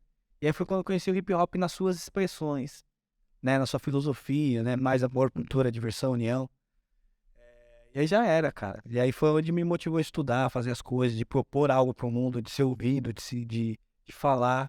Toda essa beleza do hip hop, que eu tava até falando com o Eric, que alguns elementos existem ainda, mas o hip hop em si, como a gente conheceu, ele não existe mais. E tá tudo bem, né? Porque a gente passou da nossa fase já somos... o hip hop já tem quase 50 anos, sabe? Então, é isso, é de uma outra geração o hip hop. De uma outra geração, assim. Vocês imaginem os nossos pais querendo andar de calça mocassim ainda. Disco. Disco music vive. A disco vive. A discoteca viverá para sempre. E a discoteca não morreu. Não, mano. É isso. Então, assim, E o hip hop, ele influenciou o mundo. Eu sempre digo que existiu um mundo antes do hip hop, existe um depois. Tecnologicamente, ele mudou o parâmetro de se fazer música. Ideologicamente, ele colocou cérebro, né, em algumas demandas, algumas coisas ali. E ele espalhou a África pelo mundo. Sabe? Então hoje quando você vê lá alguém no Japão cantando rap, é uma expressão do canto falado do Zimbábue, de Gana, de Angola, sabe? Muito foda. Então tem isso. E aí vai te ir para além, né? De trazer novas profissões e de discutir isso por um território. E aí a gente tava até falando isso aqui em off, né? Pô, era uma carga pesada e tal. Mas mesmo assim, no lugar onde era para dar tudo errado, a gente se reunia para ouvir um som. E era um som que trocava uma ideia com a gente. A gente precisava ouvir aquela ideia. A gente precisava ouvir aquela oreada. E ao mesmo tempo aquela oreada era regada a música onde nossos pais dançavam. Então era um sample de músicas que há uma década antes o pessoal só dançava nela. Agora a gente tomou oreada ouvindo ela de fundo, né, no sample, sabe? Então o hip hop eu poderia ficar horas falando sobre hip hop. Então tudo isso é hip hop, é a expressão do fazer, do compartilhar, do viver. Quando você pega um África Bambaato, que era um cara que era de uma gangue, e aí ele vai pra África, volta, conhece os Zulus. De lá ele conhece os Bambaras. Os Bambaras é uma sociedade de contadores de história, que ele nasce, vira um contador de história, e o dever dele é passar a história daquela comunidade pro próximo Bambara. E ele vira e fala, ó, é o seguinte, a gente vai ser a Zulu Nation, a nação Zulu, sabe? E vão ter vários súditos, várias tribos, e essa parada... Sabe? Então o cara ressignificou tudo aquilo. Sabe? Mudou o mundo. Ele devia ter ganhado o Nobel da Paz. Porque ele freou as guerras ali no Bronx e tudo mais. Então esse é o poder do hip hop. Sabe? Formou os primeiros milionários negros. Sabe? Mudou a indústria da tecnologia da música. Como se produz música hoje. Não existe uma música no mundo hoje que não tenha sample. A maioria das músicas hoje é 4x4 por conta do tempo do hip hop. A produção tecnológica. A gente só tá aqui nessa estrutura porque o hip hop falou, calma, você não precisa daquela estrutura de cinema pra poder trocar uma ideia. Sabe? Então, enfim, poderia continuar, Mas pode continuar. sabe? Mas é isso, o hip hop, ele tem esse grande papel. Então, tudo que eu faço mesmo hoje, cantando menos, né? E tal, fazendo menos coisas no hip hop, ele tá em mim, toda essa magnitude. E álbum, quantos foram? Cara, eu tive álbum de estúdio foram 2, o Diários que saiu em 2016 e o Reinvenção 2012. Tive a oportunidade de lançar um disco de vinil em 2016, que é um compacto de Eternamente Break Days, que a ideia era música pra galera dançar, né? E é isso, esses últimos tempos aí eu lancei duas EPs, né? São trabalhos menos compromissados, mais experimentais. Seus discos estão à venda, assim? Cara, você deve achar algum lugar aí. Deve achar porque o vinil rodou. Pô, bacana, hein, cara. Viado não era que curte mesmo, né? Falta, inclusive, eu tava aprendendo, mano. É uma uma matéria que era no Multishow, cara. Falando sobre a cultura do vinil. E aqui em São Paulo é forte pra caralho, mano. Às vezes eu entro ali no... Eu passo ali na frente da Biblioteca Mário de Andrade, aí você corta umas 2 ruas, tem uns sebos ali perto da galeria do rock. Sim. Cara, tem vários ali no Calçadão da São João. Mas eu achava que era um negócio meio tipo underground, assim, sabe? Cara, acaba até saindo do lado, mas... Eu me surpreendi na matéria que eles fizeram lá. Tem porque agora a galera tá... Tem lançamento recente, por exemplo. A Adele, o Bug Night. Esse Gnap já é velho, cara. A Adele lançou um disco ano passado e ela deixou o pessoal esperando 6 meses por acetato. Porque a produção dela zerou o acetato no mundo. Caralho, velho. Entendeu? Então, o Brasil, ele tem um pouco disso. A gente acha que domina uma tecnologia, só que não domina. Por exemplo, os streams. O streaming, a gente vai colocar música na rede, vai democratizar. Ela acabou com os CDs. E às vezes era a única forma do artista receber um dinheiro. Sim. Porque ele vendia o CD e conseguia receber um dinheiro. Sim. Sabe? Agora no streaming tem que ter tantos milhões de views para receber alguns dólares. Sabe? É porque hoje em dia o artista ganha com imagem. Então. Mas é isso. Meio streaming, aí em compensação o cara também ganha. Então. Mas não ganha, né? A real é essa, não ganha. Porque um CD, você tinha artistas... Por exemplo, com o streaming, a Emicida jamais seria ouvido. Porque ele não ia ter dinheiro pra pôr no stream. A não ser que ele fizesse alguma coisa pra galera ir lá. Ele só cresceu porque ele fez os cópias do CD dele. Não, cara. A gente vendeu nossos discos de mão em mão. E por causa disso, o Sonic acompanhou quando eu tava mais no rap. Eu vivi 4, 5 anos só fazendo música, velho. E eu sempre fui medíocre. Então eu não era o superstar. Demorava muito pra chegar lá. Mas tinha uma galera que... Eu não era o cara que tava começando, ficava ali no meio. E o meio é sempre mais difícil. Porque você tá a 2 de não ser ninguém e a 1000 de chegar lá, velho. Sabe? Então é muito difícil. Mas possibilitava. Então eu fazia show. Saía pra fora, mano. Com esse disco, Eternamente Preguiça, eu fiquei uma semana no Rio de Janeiro vendendo vinil, fazendo show. Circulando a Baixada Fluminense fazendo show. BH, ia pra BH, você é louco. BH, o duelo de MCs, cara. Voltava lá com R$1.000 no bolso de venda de CD. Sabe? Então tinha essas coisas, cara. E aí eu falo isso por quê? Porque na gringa, a galera ainda faz CD, vinil e ainda faz cassete ainda. Caraca, Então a gente acha que a gente é super modernoso e tal, não sei o que lá. Então E vintage é mais caro. tem esse negócio. Fica mais, aí a gente é mais burro, fica mais caro. Então o vinil que você pagou 10 conto, agora... Vintage, as coisas vintage. Minha mãe comprou uma... Hoje em dia um disco de vinil, sei lá, 50. Toca-disco. Maletinha, né? De malete. Bota fé. E aí? Sei lá quanto é. Ela pagou mó caro. Cara, não. Não, eu achei caro. Uns 300, 500 conto. Não, mais. Então ela comprou um rebuscado. Porque você consegue comprar uma, né? Assim, mas tipo... Ostentação, Aí eu falei, mãe, vou ouvir disco. Quanto que é um disco hoje em dia? Uns 50? Depende do disco. Vai depender, né? Tem um disco. Agora, não sei, você acha. Aquele Racional do Tim Maia, que é... Não, era pra caralho, ali. Mensurável. É isso que eu ia falar. Mensurável. Eu tenho um disco lá do Racionais, do Sobrevivendo no Inferno. Pô, esse aí também... Disco ali, se eu coloco na internet agora e fala que eu tô vendendo a R$500, eu consigo R$500 nele fácil. O cara ia falar, ixi, esse daí é noia. É noia, vai pegar... Olha o que tá vendendo, tá ligado? Não tem noção aqui, tá vendo? E é uma coisa interessante assim, né? Como o Real falou, eu acompanhei esse processo. E quando eu tava parando de tocar, isso 2003, 2004, a gente tava sacando que essa era a parada. Da gente pegar o CD, vai tocar, botar ali pra vender. Sim. Que era uma forma que a gente conseguia, pô, a entrada era barata, que a galera ia gastar lá na bebida, mas aí a galera comprava um CDzinho, então comprava na entrada, já não sei o que é foda. Cara, e rodava. Hoje, não me imagino mais assim, tocando, né, nesse fato. Tá? Porque Cara, hoje eu não sei nem como seria possível. Mas música, cara, a gente não arrisca em música. O livro, você compra um livro sem conhecer o autor. Pô, às vezes você gostou da capa, o tema. Agora a música, cara, dificilmente você...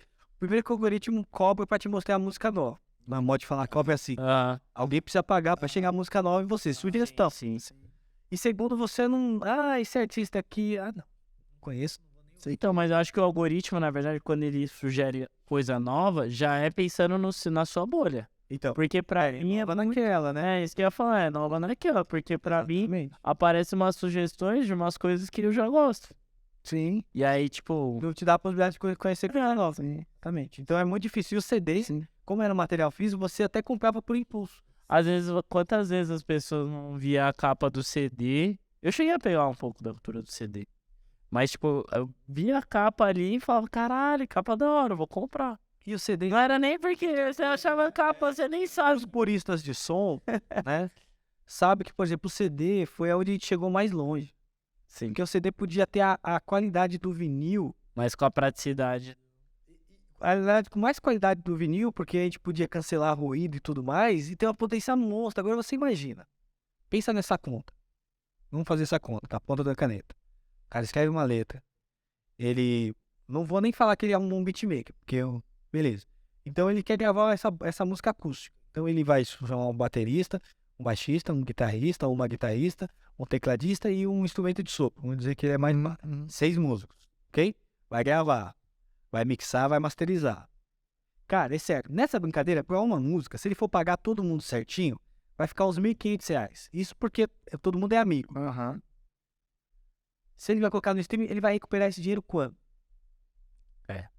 Se ele for alguém fora da cena, independente, é difícil. Entendeu? Essa é a lógica. Se ele faz um CD e vendia a 2 contos, 5 contos, ele uma hora recuperaria esse dinheiro. É porque hoje em dia exige muito mais a questão da imagem, né? Então, mas a gente não tá falando de imagem, tá falando de música. É esse conceito que a gente precisa quebrar. Tá falando de música. É sim, como que Concordo com você. como que a imagem vai sustentar um artista tipo Eric? Uhum. É, sim. Ah, legal, ganhei um like, né, tá beleza, e aí? Como que você vai pagar a outra gravação? Aham. Exato. Entendeu? Só se tornar viral, né? Que é uma parada até que ninguém sabe, não tem manual também, né? Pra pessoa se tornar viral. No YouTube, no Spotify. Por que que é legal, por que que é legal ouvir o réu falando, né, desse assunto? Porque assim, ele teve, né, e tem ainda, né, não com a mesma intensidade, mas a carreira de estar ali, né, Show da fábrica ali. já no palco, cantando, tá ali fazendo, vendendo, fazendo show e tal, mas ele tem o processo aí também do trabalho de produtor, né? Sim, Coisa, e meu segundo foi... fala um pouquinho aí pra gente, né, desse Então trabalho. eu tenho a Tibris desde 2012. Era um lance que eu queria ter um estúdio, tá ligado? Fazer as paradas com a galera e tudo mais. Em 2012 eu assumo mesmo, começo a comprar as coisas, né? Hoje tá bem legal o estúdio, é lá na Brasilândia. Eu gravo a galera, e tem gente que eu gravo lá e falo, mano, é isso, essa galera tá investindo uma grana que ela nunca mais vai recuperar isso. E se ela souber isso, tá tudo bem. Porque às vezes você vai no estádio de futebol, você compra alguma coisa, fecha um lazer seu, eu quero fazer essa música, eu quero gravar, quero mostrar pros meus amigos. É um investimento que não volta, mas tem gente que tá olhando por um viés profissional, investindo uma grana, e não vai recuperar profissionalmente falando. Tem gente que tem aquele sonho, né? Exatamente, então tem todas essas nuances, e no estúdio a gente acaba lidando com todas essas paixões. Sim. Então, por exemplo, hoje em dia, eu vou falar pra vocês, eu gravo muito menos rap do que eu já gravei, ou produzi, ou mixei. Então, ano passado eu fiz trilha pro cinema, fiz trilha pro teatro, sabe? Gravei grupo de samba, punk rock, um monte de coisa. Gravei pouco rap, porque o rap também tem esse lance de investir pouco na sua obra. É como se fosse um padeiro que quisesse pagar barato no pão, na farinha pra fazer o pão. Sua matéria-prima não é farinha, então tem que ter... Você quer pão de qualidade? Você precisa de uma farinha boa. Então, e aí eu entendo também, porque tem esse outro lado do retorno. Então, assim, o meu sonho, né, é que a literatura me possibilite eu ter o estúdio apenas como um hobby, aonde eu chame amigos para produzir e fale, ó, vem cá, vamos fazer um tempo lá, quer usar o estúdio lá, usa lá, sabe? Onde paga, usa lá. Então, esse é meu projeto de vida para a música, poder contribuir nesse sentido. Fora isso, eu ministro aulas, cursos, workshop de produção musical, né? Agora mesmo, amanhã não, sexta, né? A gente tá gravando numa quarta-feira. Na sexta, eu termino uma turma que eu tô fazendo lá no Jaçanã, no Fábrica de Cultura de Jaçanã, de produção musical, de beats. Então, a galera tá fazendo. Então, é uma forma que eu também encontrei de contribuir pra cena, né? Passando um pouco desse conhecimento. Pô, você já contribui demais. Então, de ter lá, sei lá, isso, meu sonho, pô, era ter uma MPC, tem os instrumentos, tem um sintetizador, sabe? Era meu tesão, minha parada, meu sonho. Tô aqui, tenho, sabe? Então é isso, é um pouco dessa caminhada. Aí poder dividir também, às vezes faz. E pra quem não sabe, né? O Eric que teve já o episódio aí que vocês já assistiram, a primeira gravação dele foi lá. Então tem muito disso. É um espaço, a Timbres é um espaço para esses artistas se sentirem à vontade. Eu gravo muito mano trans lá no estúdio. E é surreal, assim, porque é isso. Legal. Não é qualquer estúdio que a galera grava, porque às vezes fica invadido e tal. Eu gravo uma galera e pra mim, velho, são meus amigos, são minhas amigas, velho. Sabe? Então a ideia da Timbres era ser esse espaço convidativo, esse espaço caloroso, esse espaço onde o artista vai lá e vai se sentir à vontade, velho. Sabe? Seja ele quem for, seja a música dele qual for, seja de onde for e tudo mais. CD de capoeira. Ele já gravou. Não, 3. 3. Na mesma levada ainda. Eu sinto que isso tem um dedo. Porque foi o nosso. Então tem isso, ele tava por dentro. Se fosse hoje, velho, você ia ver. Então tem isso, tem esse processo de você estudar, de você comprar as coisas, de você experimentar, de você viver, de você estudar. Você acha que, até entrando nesse assunto, o rap, uma questão mais de show business, né? Do caso de, tipo, eventos e tudo mais. O Mano Brown, pelo que ele falou em alguns episódios aí do Mano a Mano, do podcast dele, ele cita a questão de que, na concepção dele, hoje, a visibilidade, aí, lógico, ele tá comparando com a cena que era do tempo dele, lá, 30 anos atrás, lá atrás, tá vivendo a melhor fase, assim, tipo, o rap em si, não falou o hip hop, falou o rap em si, com a questão do, exato, com essa questão do streaming, mas também ele falou que não só o streaming, ele falou da possibilidade de hoje em dia a produção ser algo mais orgânico, assim, ser algo mais, tipo, eu posso chegar no meu PC, lógico, não vai ter a qualidade musical, técnica que você, obviamente, vai ter no seu estúdio. Mas que um cara, se ele quiser pegar um beat, um boom bap ali e gravar num programa legal de PC, basicamente ele pode. O que ele quis dizer foi, dá pra você gravar um som na sua casa. Lógico, com todas as limitações que a gente sabe que tem. Mas o cara consegue lançar. Qual é a sua visão em relação a isso? Tipo, você concorda com essa fala do Mano Brown? Você acha que o rap realmente tá tendo mais visibilidade no show business, nos eventos e tal? Qual que é a sua concepção da cena do rap hoje em dia? Cara, o Chris Rock tem um stand-up dele que ele fala que o Tambourine lá? não sei qual foi, mas ele fala que o hip hop foi que nem o crack pros brancos. Existia há mó tempão. Aí o mundo foi conhecer quando chegou nos brancos. Crack e o hip hop, né? Então assim, cara, o que a gente fazia sem mídia antes era surreal. A gente tava conversando aqui, esse estúdio onde a gente tá, velho, registrou muitas cenas do rap nacional que não tinha uma mídia pra divulgar e já era potente. O problema é que o dinheiro não circulava, sabe? Saquei. O problema é que a gente não sabia usar dinheiro, a gente não sabia guardar dinheiro, sabia reinvestir dinheiro. Não tinha patrocinadores, né? Apoiadores, sabe? Então tem essas reflexões. Eu, sinceramente, eu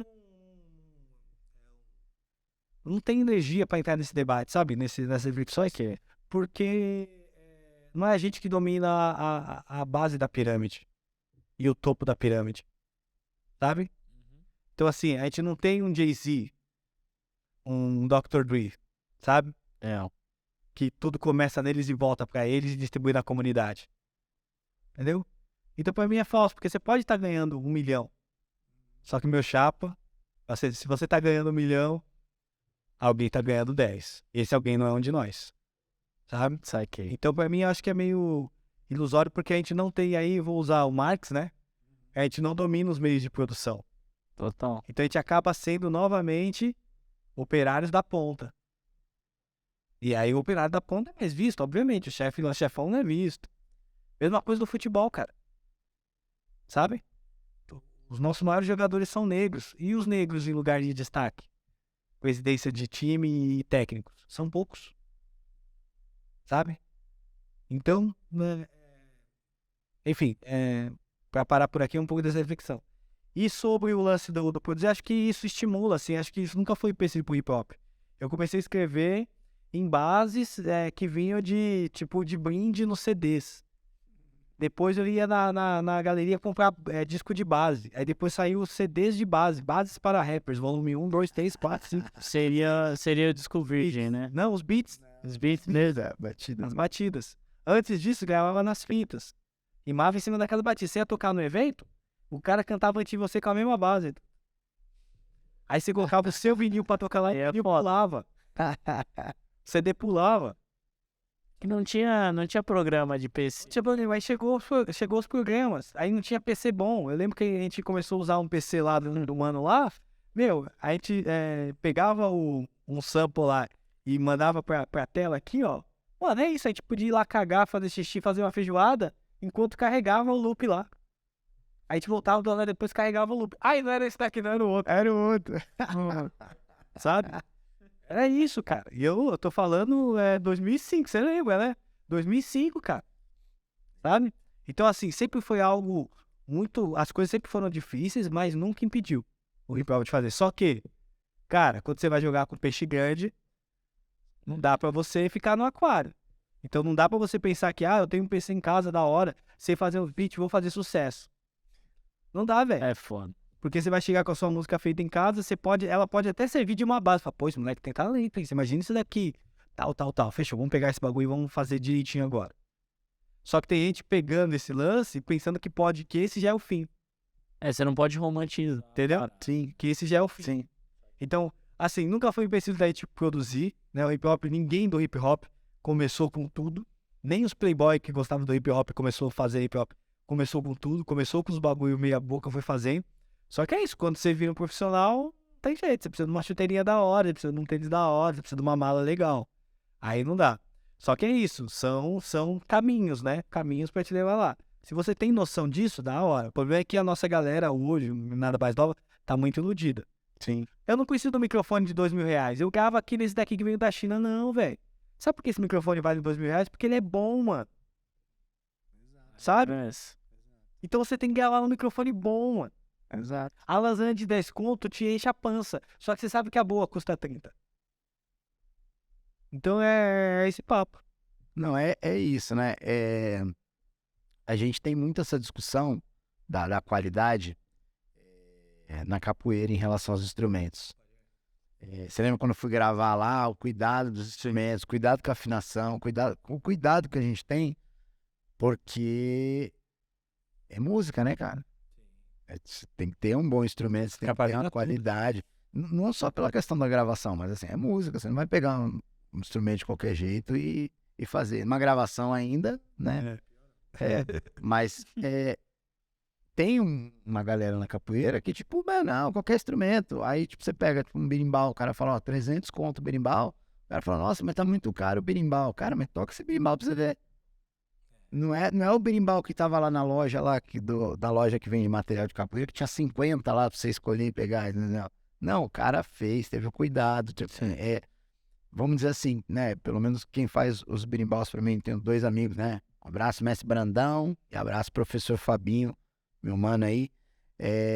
Então, eles que fazem o instrumento. Então, quando eu pego o instrumento com eles, eu sei que o instrumento que eu vou pegar é bom, porque eu sei, eles sabem como é que o instrumento. Então, eu posso ficar despreocupado. Então, outro dia eu falei, eu tenho uma tabaque aqui, que o tabaque tem 22 anos. Como assim a tabaque tem 22 anos? A tabaque tem 22 anos. Não, mas como? Tem 22 anos. Por quê? Porque o instrumento tem uma qualidade, é bem feito, tem uma... E mesmo que fosse ruimzinho, mas você cuida, porque é um material que você não... Sim.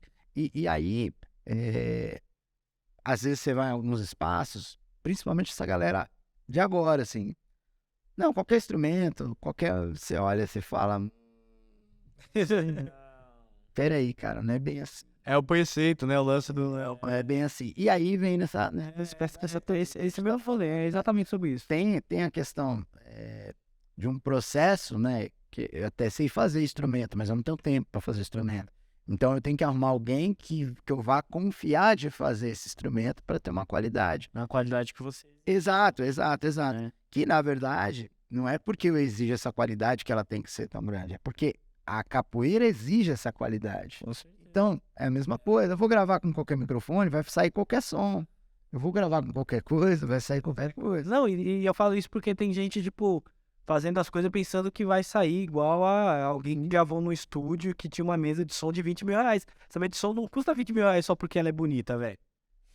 Há componentes nela, acatamentos nela que vão potencializar o seu som. Só que ao mesmo tempo é isso. Aí junte-se isso ao lance que eu falei do investimento para você lançar uma música e não ter de retorno dela. É complexo. E às vezes você pode fazer um som foda, mas se esse som não for escutado... Só que ao mesmo tempo, pra você, velho, tem que valer a pena. Porque como arte tem que ser o seu melhor. Sabe? Por mais que ninguém vai ver, vamos dizer assim, comercialmente. Porque até a música comercial, ela com o tempo acaba virando uma arca daquela época. Sabe? Por exemplo, On The Radio, da Dana Summer. Na época era só uma música de coisa. Hoje você ouve ela, você vai discutir o quê? Você vai ver a qualidade do som, você vai ver, sabe, as harmonias, você vai ver a época que a música tocou. Então acaba sendo um hit da época, sabe? Então, assim, o cuidado que você tinha antigamente de gravar por conta da qualidade técnica. A aula passada com os alunos, eu mostrei aquela Hit Roll Jack do Ray Charles. Falei, olha essa gravação. Louco, professor. Essa música aqui foi gravada com 2 microfones. Como assim 2 microfones? Porque eles tinham acabado de inventar o estéreo. Ah, como assim, professor? Tirei o cabo de das caixas. Pô, cadê a bateria? Sumiu. Porque a bateria estava sendo gravada com o microfone que estava do lado de lá. Então você tinha mais cuidado, porque tinha que se aproveitar aquilo. Sim. Sabe? Fazer porque era caro. Você conseguia perceber os instrumentos. Então, assim, é a mesma coisa hoje. Você vai fazer uma obra de arte, pô, independente se eu não for lançar pra ninguém. Tem artista que é isso, grava os negócios, não lança. Mas ele tá satisfeito, cara. Precisa estar satisfeito. E não é um satisfeito do tipo, é o que tem pra hoje. Não, cara. É uma ginástica que tem que ser ali. De não autossabotagem, de não síndrome do impostor, mas ao mesmo tempo aquele esmero pro negócio sair bonito. Sabe? Então tem músicas que eu produzi ou gravei que eu falo, caramba, velho. Podia ter ficado melhor, né? Mas eu vejo isso hoje. Na época eu não desisti. Na época era o meu melhor. Então, no dia seguinte que eu gravei, eu falei, caramba, mano. Monstro. Sabe? Da hora, legal. No outro dia, caramba. Tranquilo, mas beleza. Mas naquele dia foi melhor. O pior é que hoje a gente começa jogando já. Você acha que tá nivelado por baixo? Eu ia perguntar Exato, a gente já começa jogando baixo. Tem um mano que eu trampo com ele. Ele tá gravando os negócios na casa dele. Ele produz lindamente, tá ótimo. Aí chega a voz e fala, desculpa, velho, eu não vou mixar essa parada não. Vem aqui no estúdio gravar. Porque isso daqui tá tudo da hora, mas a sua gravação tá ruim, mano. Entendeu? Saquei. Então tem esse lance. E é nego velho. Sim. Então a molecada tá como? Vou comprar um PC da Positivo. Vou colocar o Fruit Loop 22. Positivo, se quiser patrocinar a gente. É brincadeira. Não, já era. Vai mais. Positivo. Sinto muito. Aquele CC da Positivo era É o jogo do milhão. Agora as empresas concorrentes da Positivo. Desculpa, Positivo, mas vocês sabem que vocês vão ter uma qualidade, pelo amor de Deus. Vocês sabem. Ó, eu só fazer uma coisa aqui, né? Porque aí a gente só para não perder esse gancho, assim, né? A gente tá falando de música, de qualidade e tal, né? Eu trouxe algumas referências, né? De música no sentido de produção, enfim. E a gente, né? A gente subiu, né, no Instagram lá para as pessoas fazerem perguntas e tal. Eu tava dando uma olhada aqui, eu selecionei uma pergunta que eu acho que, na verdade, foi assim. Teve algumas perguntas, mas teve uma que eu falei assim, poxa, uma atenção essa. Essa vai valer. Essa vai valer fazer. Que é assim. Qual é a sua música favorita? E essa é sacanagem, porque assim, vai que você pergunta pro cara, porque o cara vai avaliar qual que é. Entendeu? Por isso que eu selecionei essa. Qual é a sua música favorita e por que era a sua música favorita?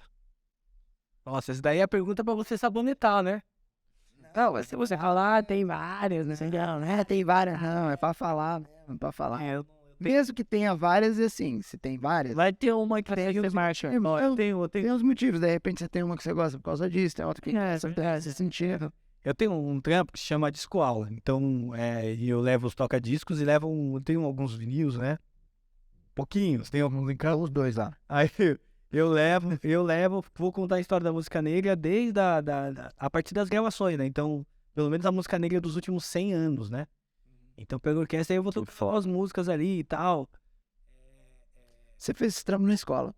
Ah, é verdade, é verdade. Você fez esse trampo lá na Escola, é bem legal, porque a galera pega a capa do disco, sabe?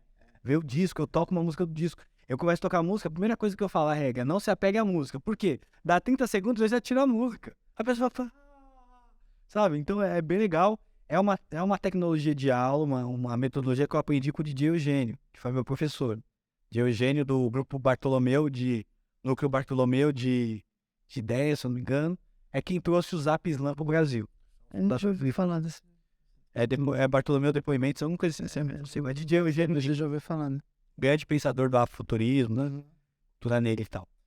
Foi onde eu aprendi. Cara, essa pergunta é muito difícil mesmo, porque para esse tempo eu separo as que eu acho melhor. Mas eu vou citar uma aqui pela história, que é a Get Life do Rick James. Por quê? Essa música ela foi gravada, se eu não me engano, em 86, né? Pra quem não conhece o Rick James, ele era artista da Motown. E 2 anos depois, um ano depois, o Michael Jackson lança o Thriller. E se eu não me engano, o beat tem a mesma batida do Get Life. Saca? Mas por quê? Foi tudo produzido no mesmo estúdio, velho. No mesmo lugar, Certo. sabe? Já... Então é como se eu viesse aqui na 13 e gravasse com esse microfone, e daqui a pouco o outro artista vem e vai gravar. Pô, eu quero gravar naquele microfone lá também, no mesmo estúdio. Aí você tem a mesma sonoridade. É o Motown Tá, a gravadora. do Quincy Jones, não é? Isso. Então o Rick James, esse disco dele é um disco chamado Mr. Policeman, que ele vai discutir essa questão bem rua mesmo, né? Tem essa música Mr. Policeman, tem a Get Life, que foi super sampleada, e tem uma das músicas mais sampleadas da história, que é a Super Freak, que foi gravada pelo MC Hammer, Claudinho Bochecha. Tá. Sabe qual é? Aquela. Entendeu? Foi uma das músicas mais sampleadas da história. E o Rick James era isso, era aquele cara meio andrógeno, mas era um cara gueto, sabe? Então tinha todo esse lance. E a gravação, né? Uma gravação primorosa, assim, uma gravação muito bonita, muito, muito limpa e tal. E aí, sempre eu faço esse lance quando eu tô tocando essas duas músicas, aí eu toco só a batida. Que música é essa? Ah, essa daqui é Beat, vai com o Jackson. Aí eu solto. E aí começa a tocar a música do Rick James. Eita. Que foda. Mano, o que é isso? O Michael Jackson copiou, não, ele copiou. Ele tava no mesmo lugar, aí ele tava naquele ambiente criativo. O nosso problema é que a gente fala que todo mundo inventou tudo. É que tem pessoas mais talentosas e iluminadas que elas conseguem sintetizar melhor o nosso tempo. Sabe? Então é um pouco disso. Hoje eu vou ficar com essa história do Rick James aí pra responder essa pergunta. Respondido? Aí, ó. Foi você Quem mesmo. disse que eu sabonetei, hein? Não sabonetou não. Respondeu. O cara ainda falou de Motown, falou de curiosidade sobre Michael Jackson. Não, e é legal. Uma pergunta atrás dessa pessoa. Por que eu escolhi essa pergunta? Porque tem outras que assim, a gente já até falou, né? Como é que é a questão do rap e tal. Então, algumas coisas que quando a gente gravou o episódio do Eric, tinham perguntas semelhantes também. Eu já digo, Tipo, quem vai assistir, depois assistir o episódio, assistir outro episódio, vai falar, assiste lá os episódios, depois, né? Maratona aí o episódio, né? Agora, essa foi assim, que eu falei, pô, não. Porque eu nunca tinha perguntado isso. Né? Mas é uma pergunta difícil, cara.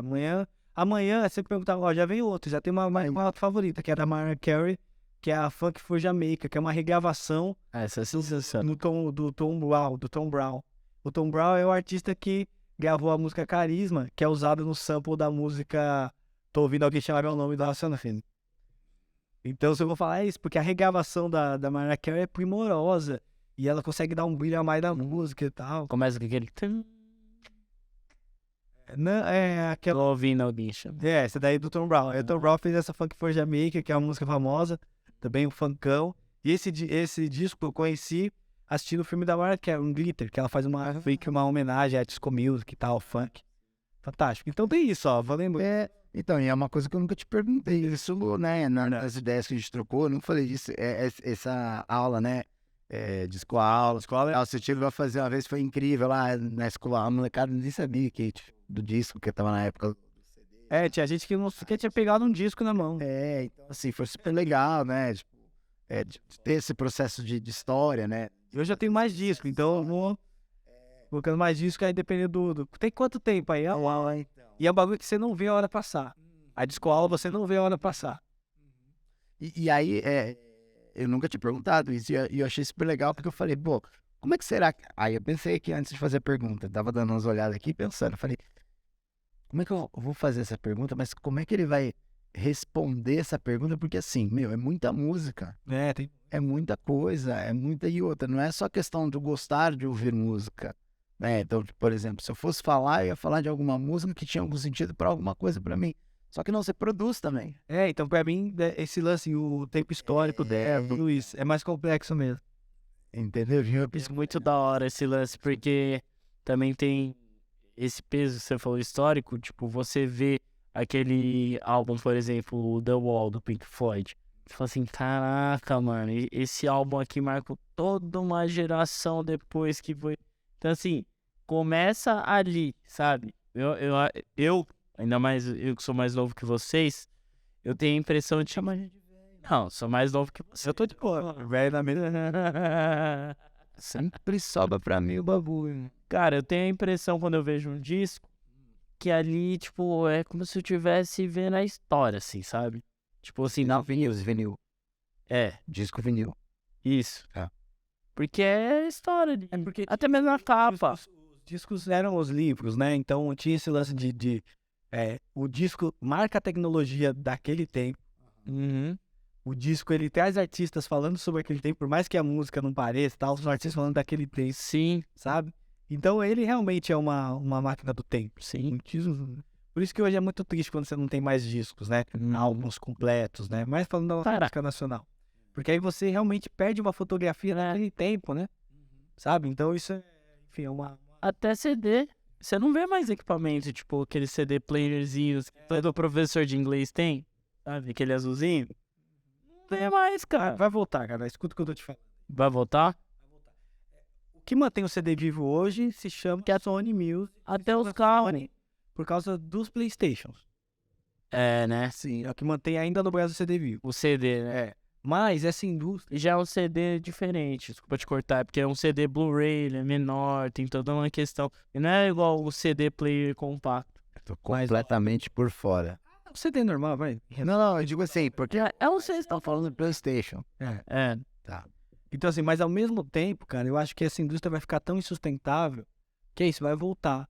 Até porque é isso, cara, as pessoas não vão produzir sons que elas gastam 10 mil pra produzir, pra baixar a qualidade, porque você padroniza a qualidade. Então você não tem como você inventar mais, tipo, cara, eu vou fazer uma master aqui diferente e tal. Porque se você faz uma master, por exemplo, você quer fazer um som, tinha uma técnica que chamava isso, um som tipo de boom, né? Então as bandas de jazz fazem isso, coloca os microfones aqui e gravam ali. Você grava um som desse, você não quer trazer uma masterização, A gente gravou bateria assim uma vez. você não quer gravar uma master alta, você quer uma master legal. Só que se você subir no Spotify uma master baixa, ele vai falar, essa master tá baixa. Você vai precisar aumentar o som, ele vai aumentar automaticamente. O que vai acontecer? Vai perder a característica do seu som. Então vai chegar uma hora que esse sistema vai ser artisticamente, não tô falando a nível de número, de finanças, artisticamente, sim, que é o que os artistas fizeram com o vinil. Artisticamente os artistas se rebelaram e falaram, não, a gente vai fazer vinil, foda-se se não vender. A gente vai fazer vinil. Eu quero fazer um vinil. E aí se voltou e tudo mais. Tá bom que alguns vinis são praticamente cópia do CD, a master são diferentes, mas são cópias. Mas mesmo assim foi isso. Foi uma pelo que eu estudo, pelo que eu leio e tal, foi essa a revolução mesmo artística. O artista falou, não, quero ter uma capa, ter uma estética, eu quero que a pessoa... Então, isso que eu faço. Eu quero que ele tenha a experiência da música. Sim. Então, quando algum artista grande... Escuta o que eu tô te falando, tô falando aqui em primeira mão no podcast. Quando um artista grande virar e falar o seguinte, velho, eu quero lançar esse disco, ó, esse CD que sabe o que eu vou falar, é em CD, porque dentro de CD vai ter um álbum de fotos, vai ter um depoimento e tudo mais. Eu quero um disco que eu tô fazendo uma produção sonora robusta que não vai dar pra colocar nos streams. Compre o CD. Você não vai ver se o bagulho vai voltar. Volta. Com certeza volta. Responde. Com certeza volta. Com certeza. E aí, assim, só para o pessoal ter uma noção, né? Você estava falando de master e tal, falou um pouco de mixagem, então, para o pessoal entender. Eu tenho mais ou menos uma noçãozinha, né? Mas é legal que todo mundo tenha essa noção. Não precisa explicar tudo, né? Porque é mais complexo, mas assim, qual a diferença de você rodar uma master para vinil e rodar uma master para CD na hora de você... Legal. Pô, essa pergunta é muito massa. Na verdade, você tem que fazer gravações diferentes. Então, a gravação pro vinil é uma e a gravação pro CD, o stream é outra. Tem um lance ali dos beats, né? Então, vamos dizer assim, que o que a gente usa geralmente é 16 bits, que é o Waves para CD. O bit para vinil é 24. Para vocês terem uma noção, esse disco que eu fiz, a gente produziu ele e saiu um CD primeiro. A gente fez um CDzinho primeiro. CD, começou a vender CD. Aí eu recebi um prêmio da Funarte, uma grana eu usei, outra grana eu falei, meu, vou rodar esse bagulho em vinil. Aí liguei pro meu produtor, que era de BH. Falei, cara, tô a fim de fazer aquele disco em vinil. Como que a gente faz? Ele, então a gente vai ter que gravar tudo de novo. Então a gente reproduziu os beats, regravou as vozes, só que teve uma voz que não deu pra regravar, que era a voz de um cantor. Mas a gente falou, mano, usa essa voz, não vai dar pra regravar. Tô contando aqui porque eu conto isso sempre, em todo lugar pra dar esse exemplo. Então assim, quando a gente fez o CD, prensou, ele foi feito na Polisson. Quando voltou, a gente tava ouvindo ele, e aí toda vez que entrava esse artista, era só no refrão, meu Deus, entravam bem de fundo. A gente ouve. Por quê? Na mix nova, em 24 bits pro vinil, ele pegou aquele som 16 e esticou. Sim. E não existe espaço vazio no som. Sim. O MP3 só é leve porque ele retira as frequências altas e as frequências baixas. Por isso que quando você põe o MP3 no som da hora, o bagulho não bate. Porque foi retirado alguma coisa para aquele arquivo ser baixo. Sabe? Então, para fazer uma mix para CD ou vinil, você precisa fazer uma gravação para CD ou para o vinil. Então, geralmente a galera tem feito hoje gravado em 24 e depois baixado para o CD. Porque se eu preciso de uma qualidade alta, eu já tenho. Se eu preciso diminuir, eu não perco muito. Porque é melhor você perder aqui do que você esticar para lá. Sabe? E aí tem outro lance que é a master dos streams que ganhou agora. Quem inventou isso, na real, foi a Apple, né? Quando lançou o iPod, tinha lá Master by Mac, alguma coisa assim, se eu não me engano, né? Que já era essa padronização de som para os aparelhos do Mac. Você não tá andando aqui na rua fazendo uma corrida, toca um som alto, um som baixo.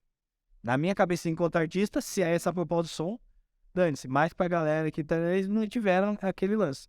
Então, é ótima pergunta e a resposta é mais ou menos essa. Não, e é muito legal, né? Porque às vezes as pessoas que acompanharam aí ficaram um pouco com dúvida, né? Não, mas espera aí, né? Qual que é a diferença de gravar um, de gravar... Assim, não é simples, né? Não é? E aí também tem... Porque depois, esse som pro vinil, esse som ele vai virar físico, né? Porque ele vai estar registrado nas ranhuras. Então, essa ranhura precisa estar no formato.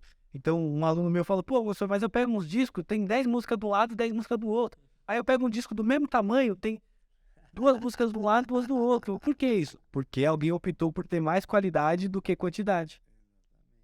E aí, né, de tudo isso, pra gente pensar, né? Aí vai pro streaming. Aí não tem nada. Como é que... Não dá pra viver essa experiência. Não dá pra garantir, né? Aí, não, que você tava falando, né? Do cara viver de imagem. Então, não, porque você vai pensar na música, não dá pro cara...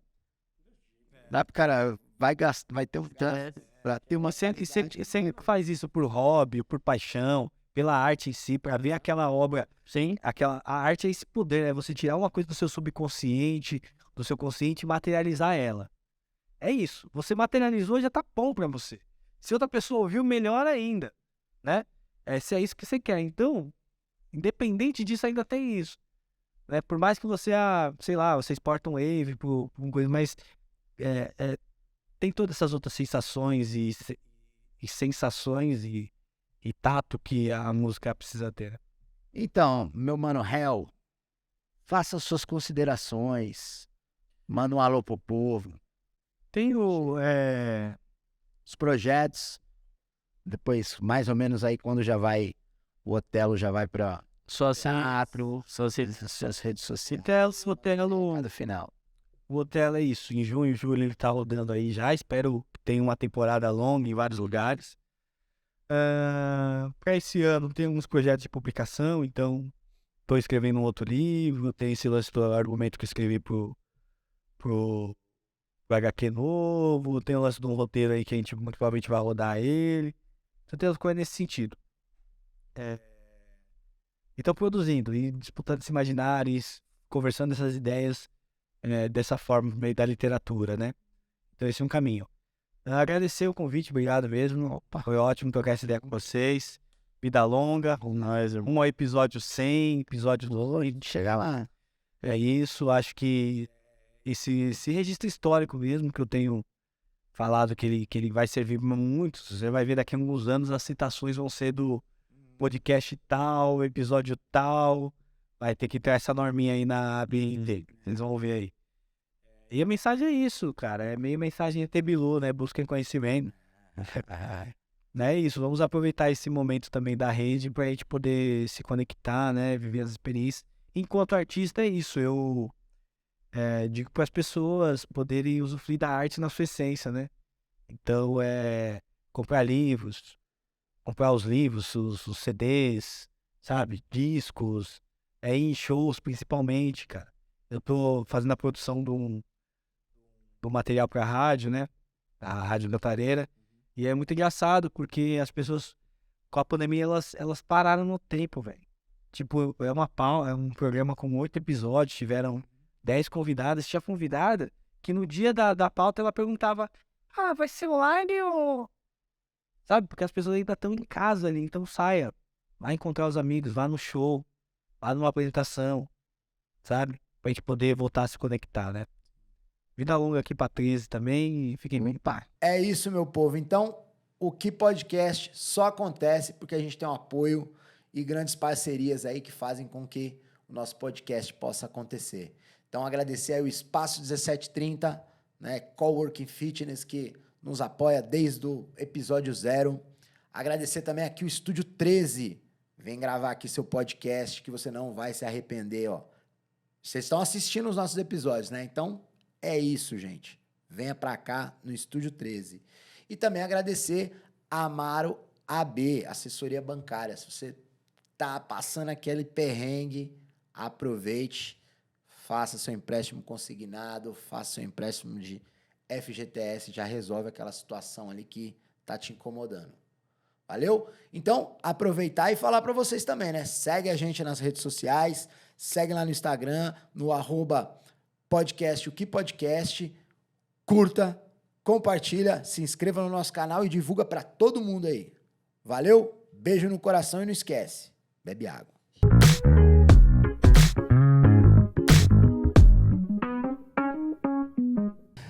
Meu mano, Minha mulher ligando aqui, peraí. pode atender. Essa Oi. já deixa. Tô gravando ainda. Mas tá terminando, a gente já vai liberar ele já. Ah, bom, beijo.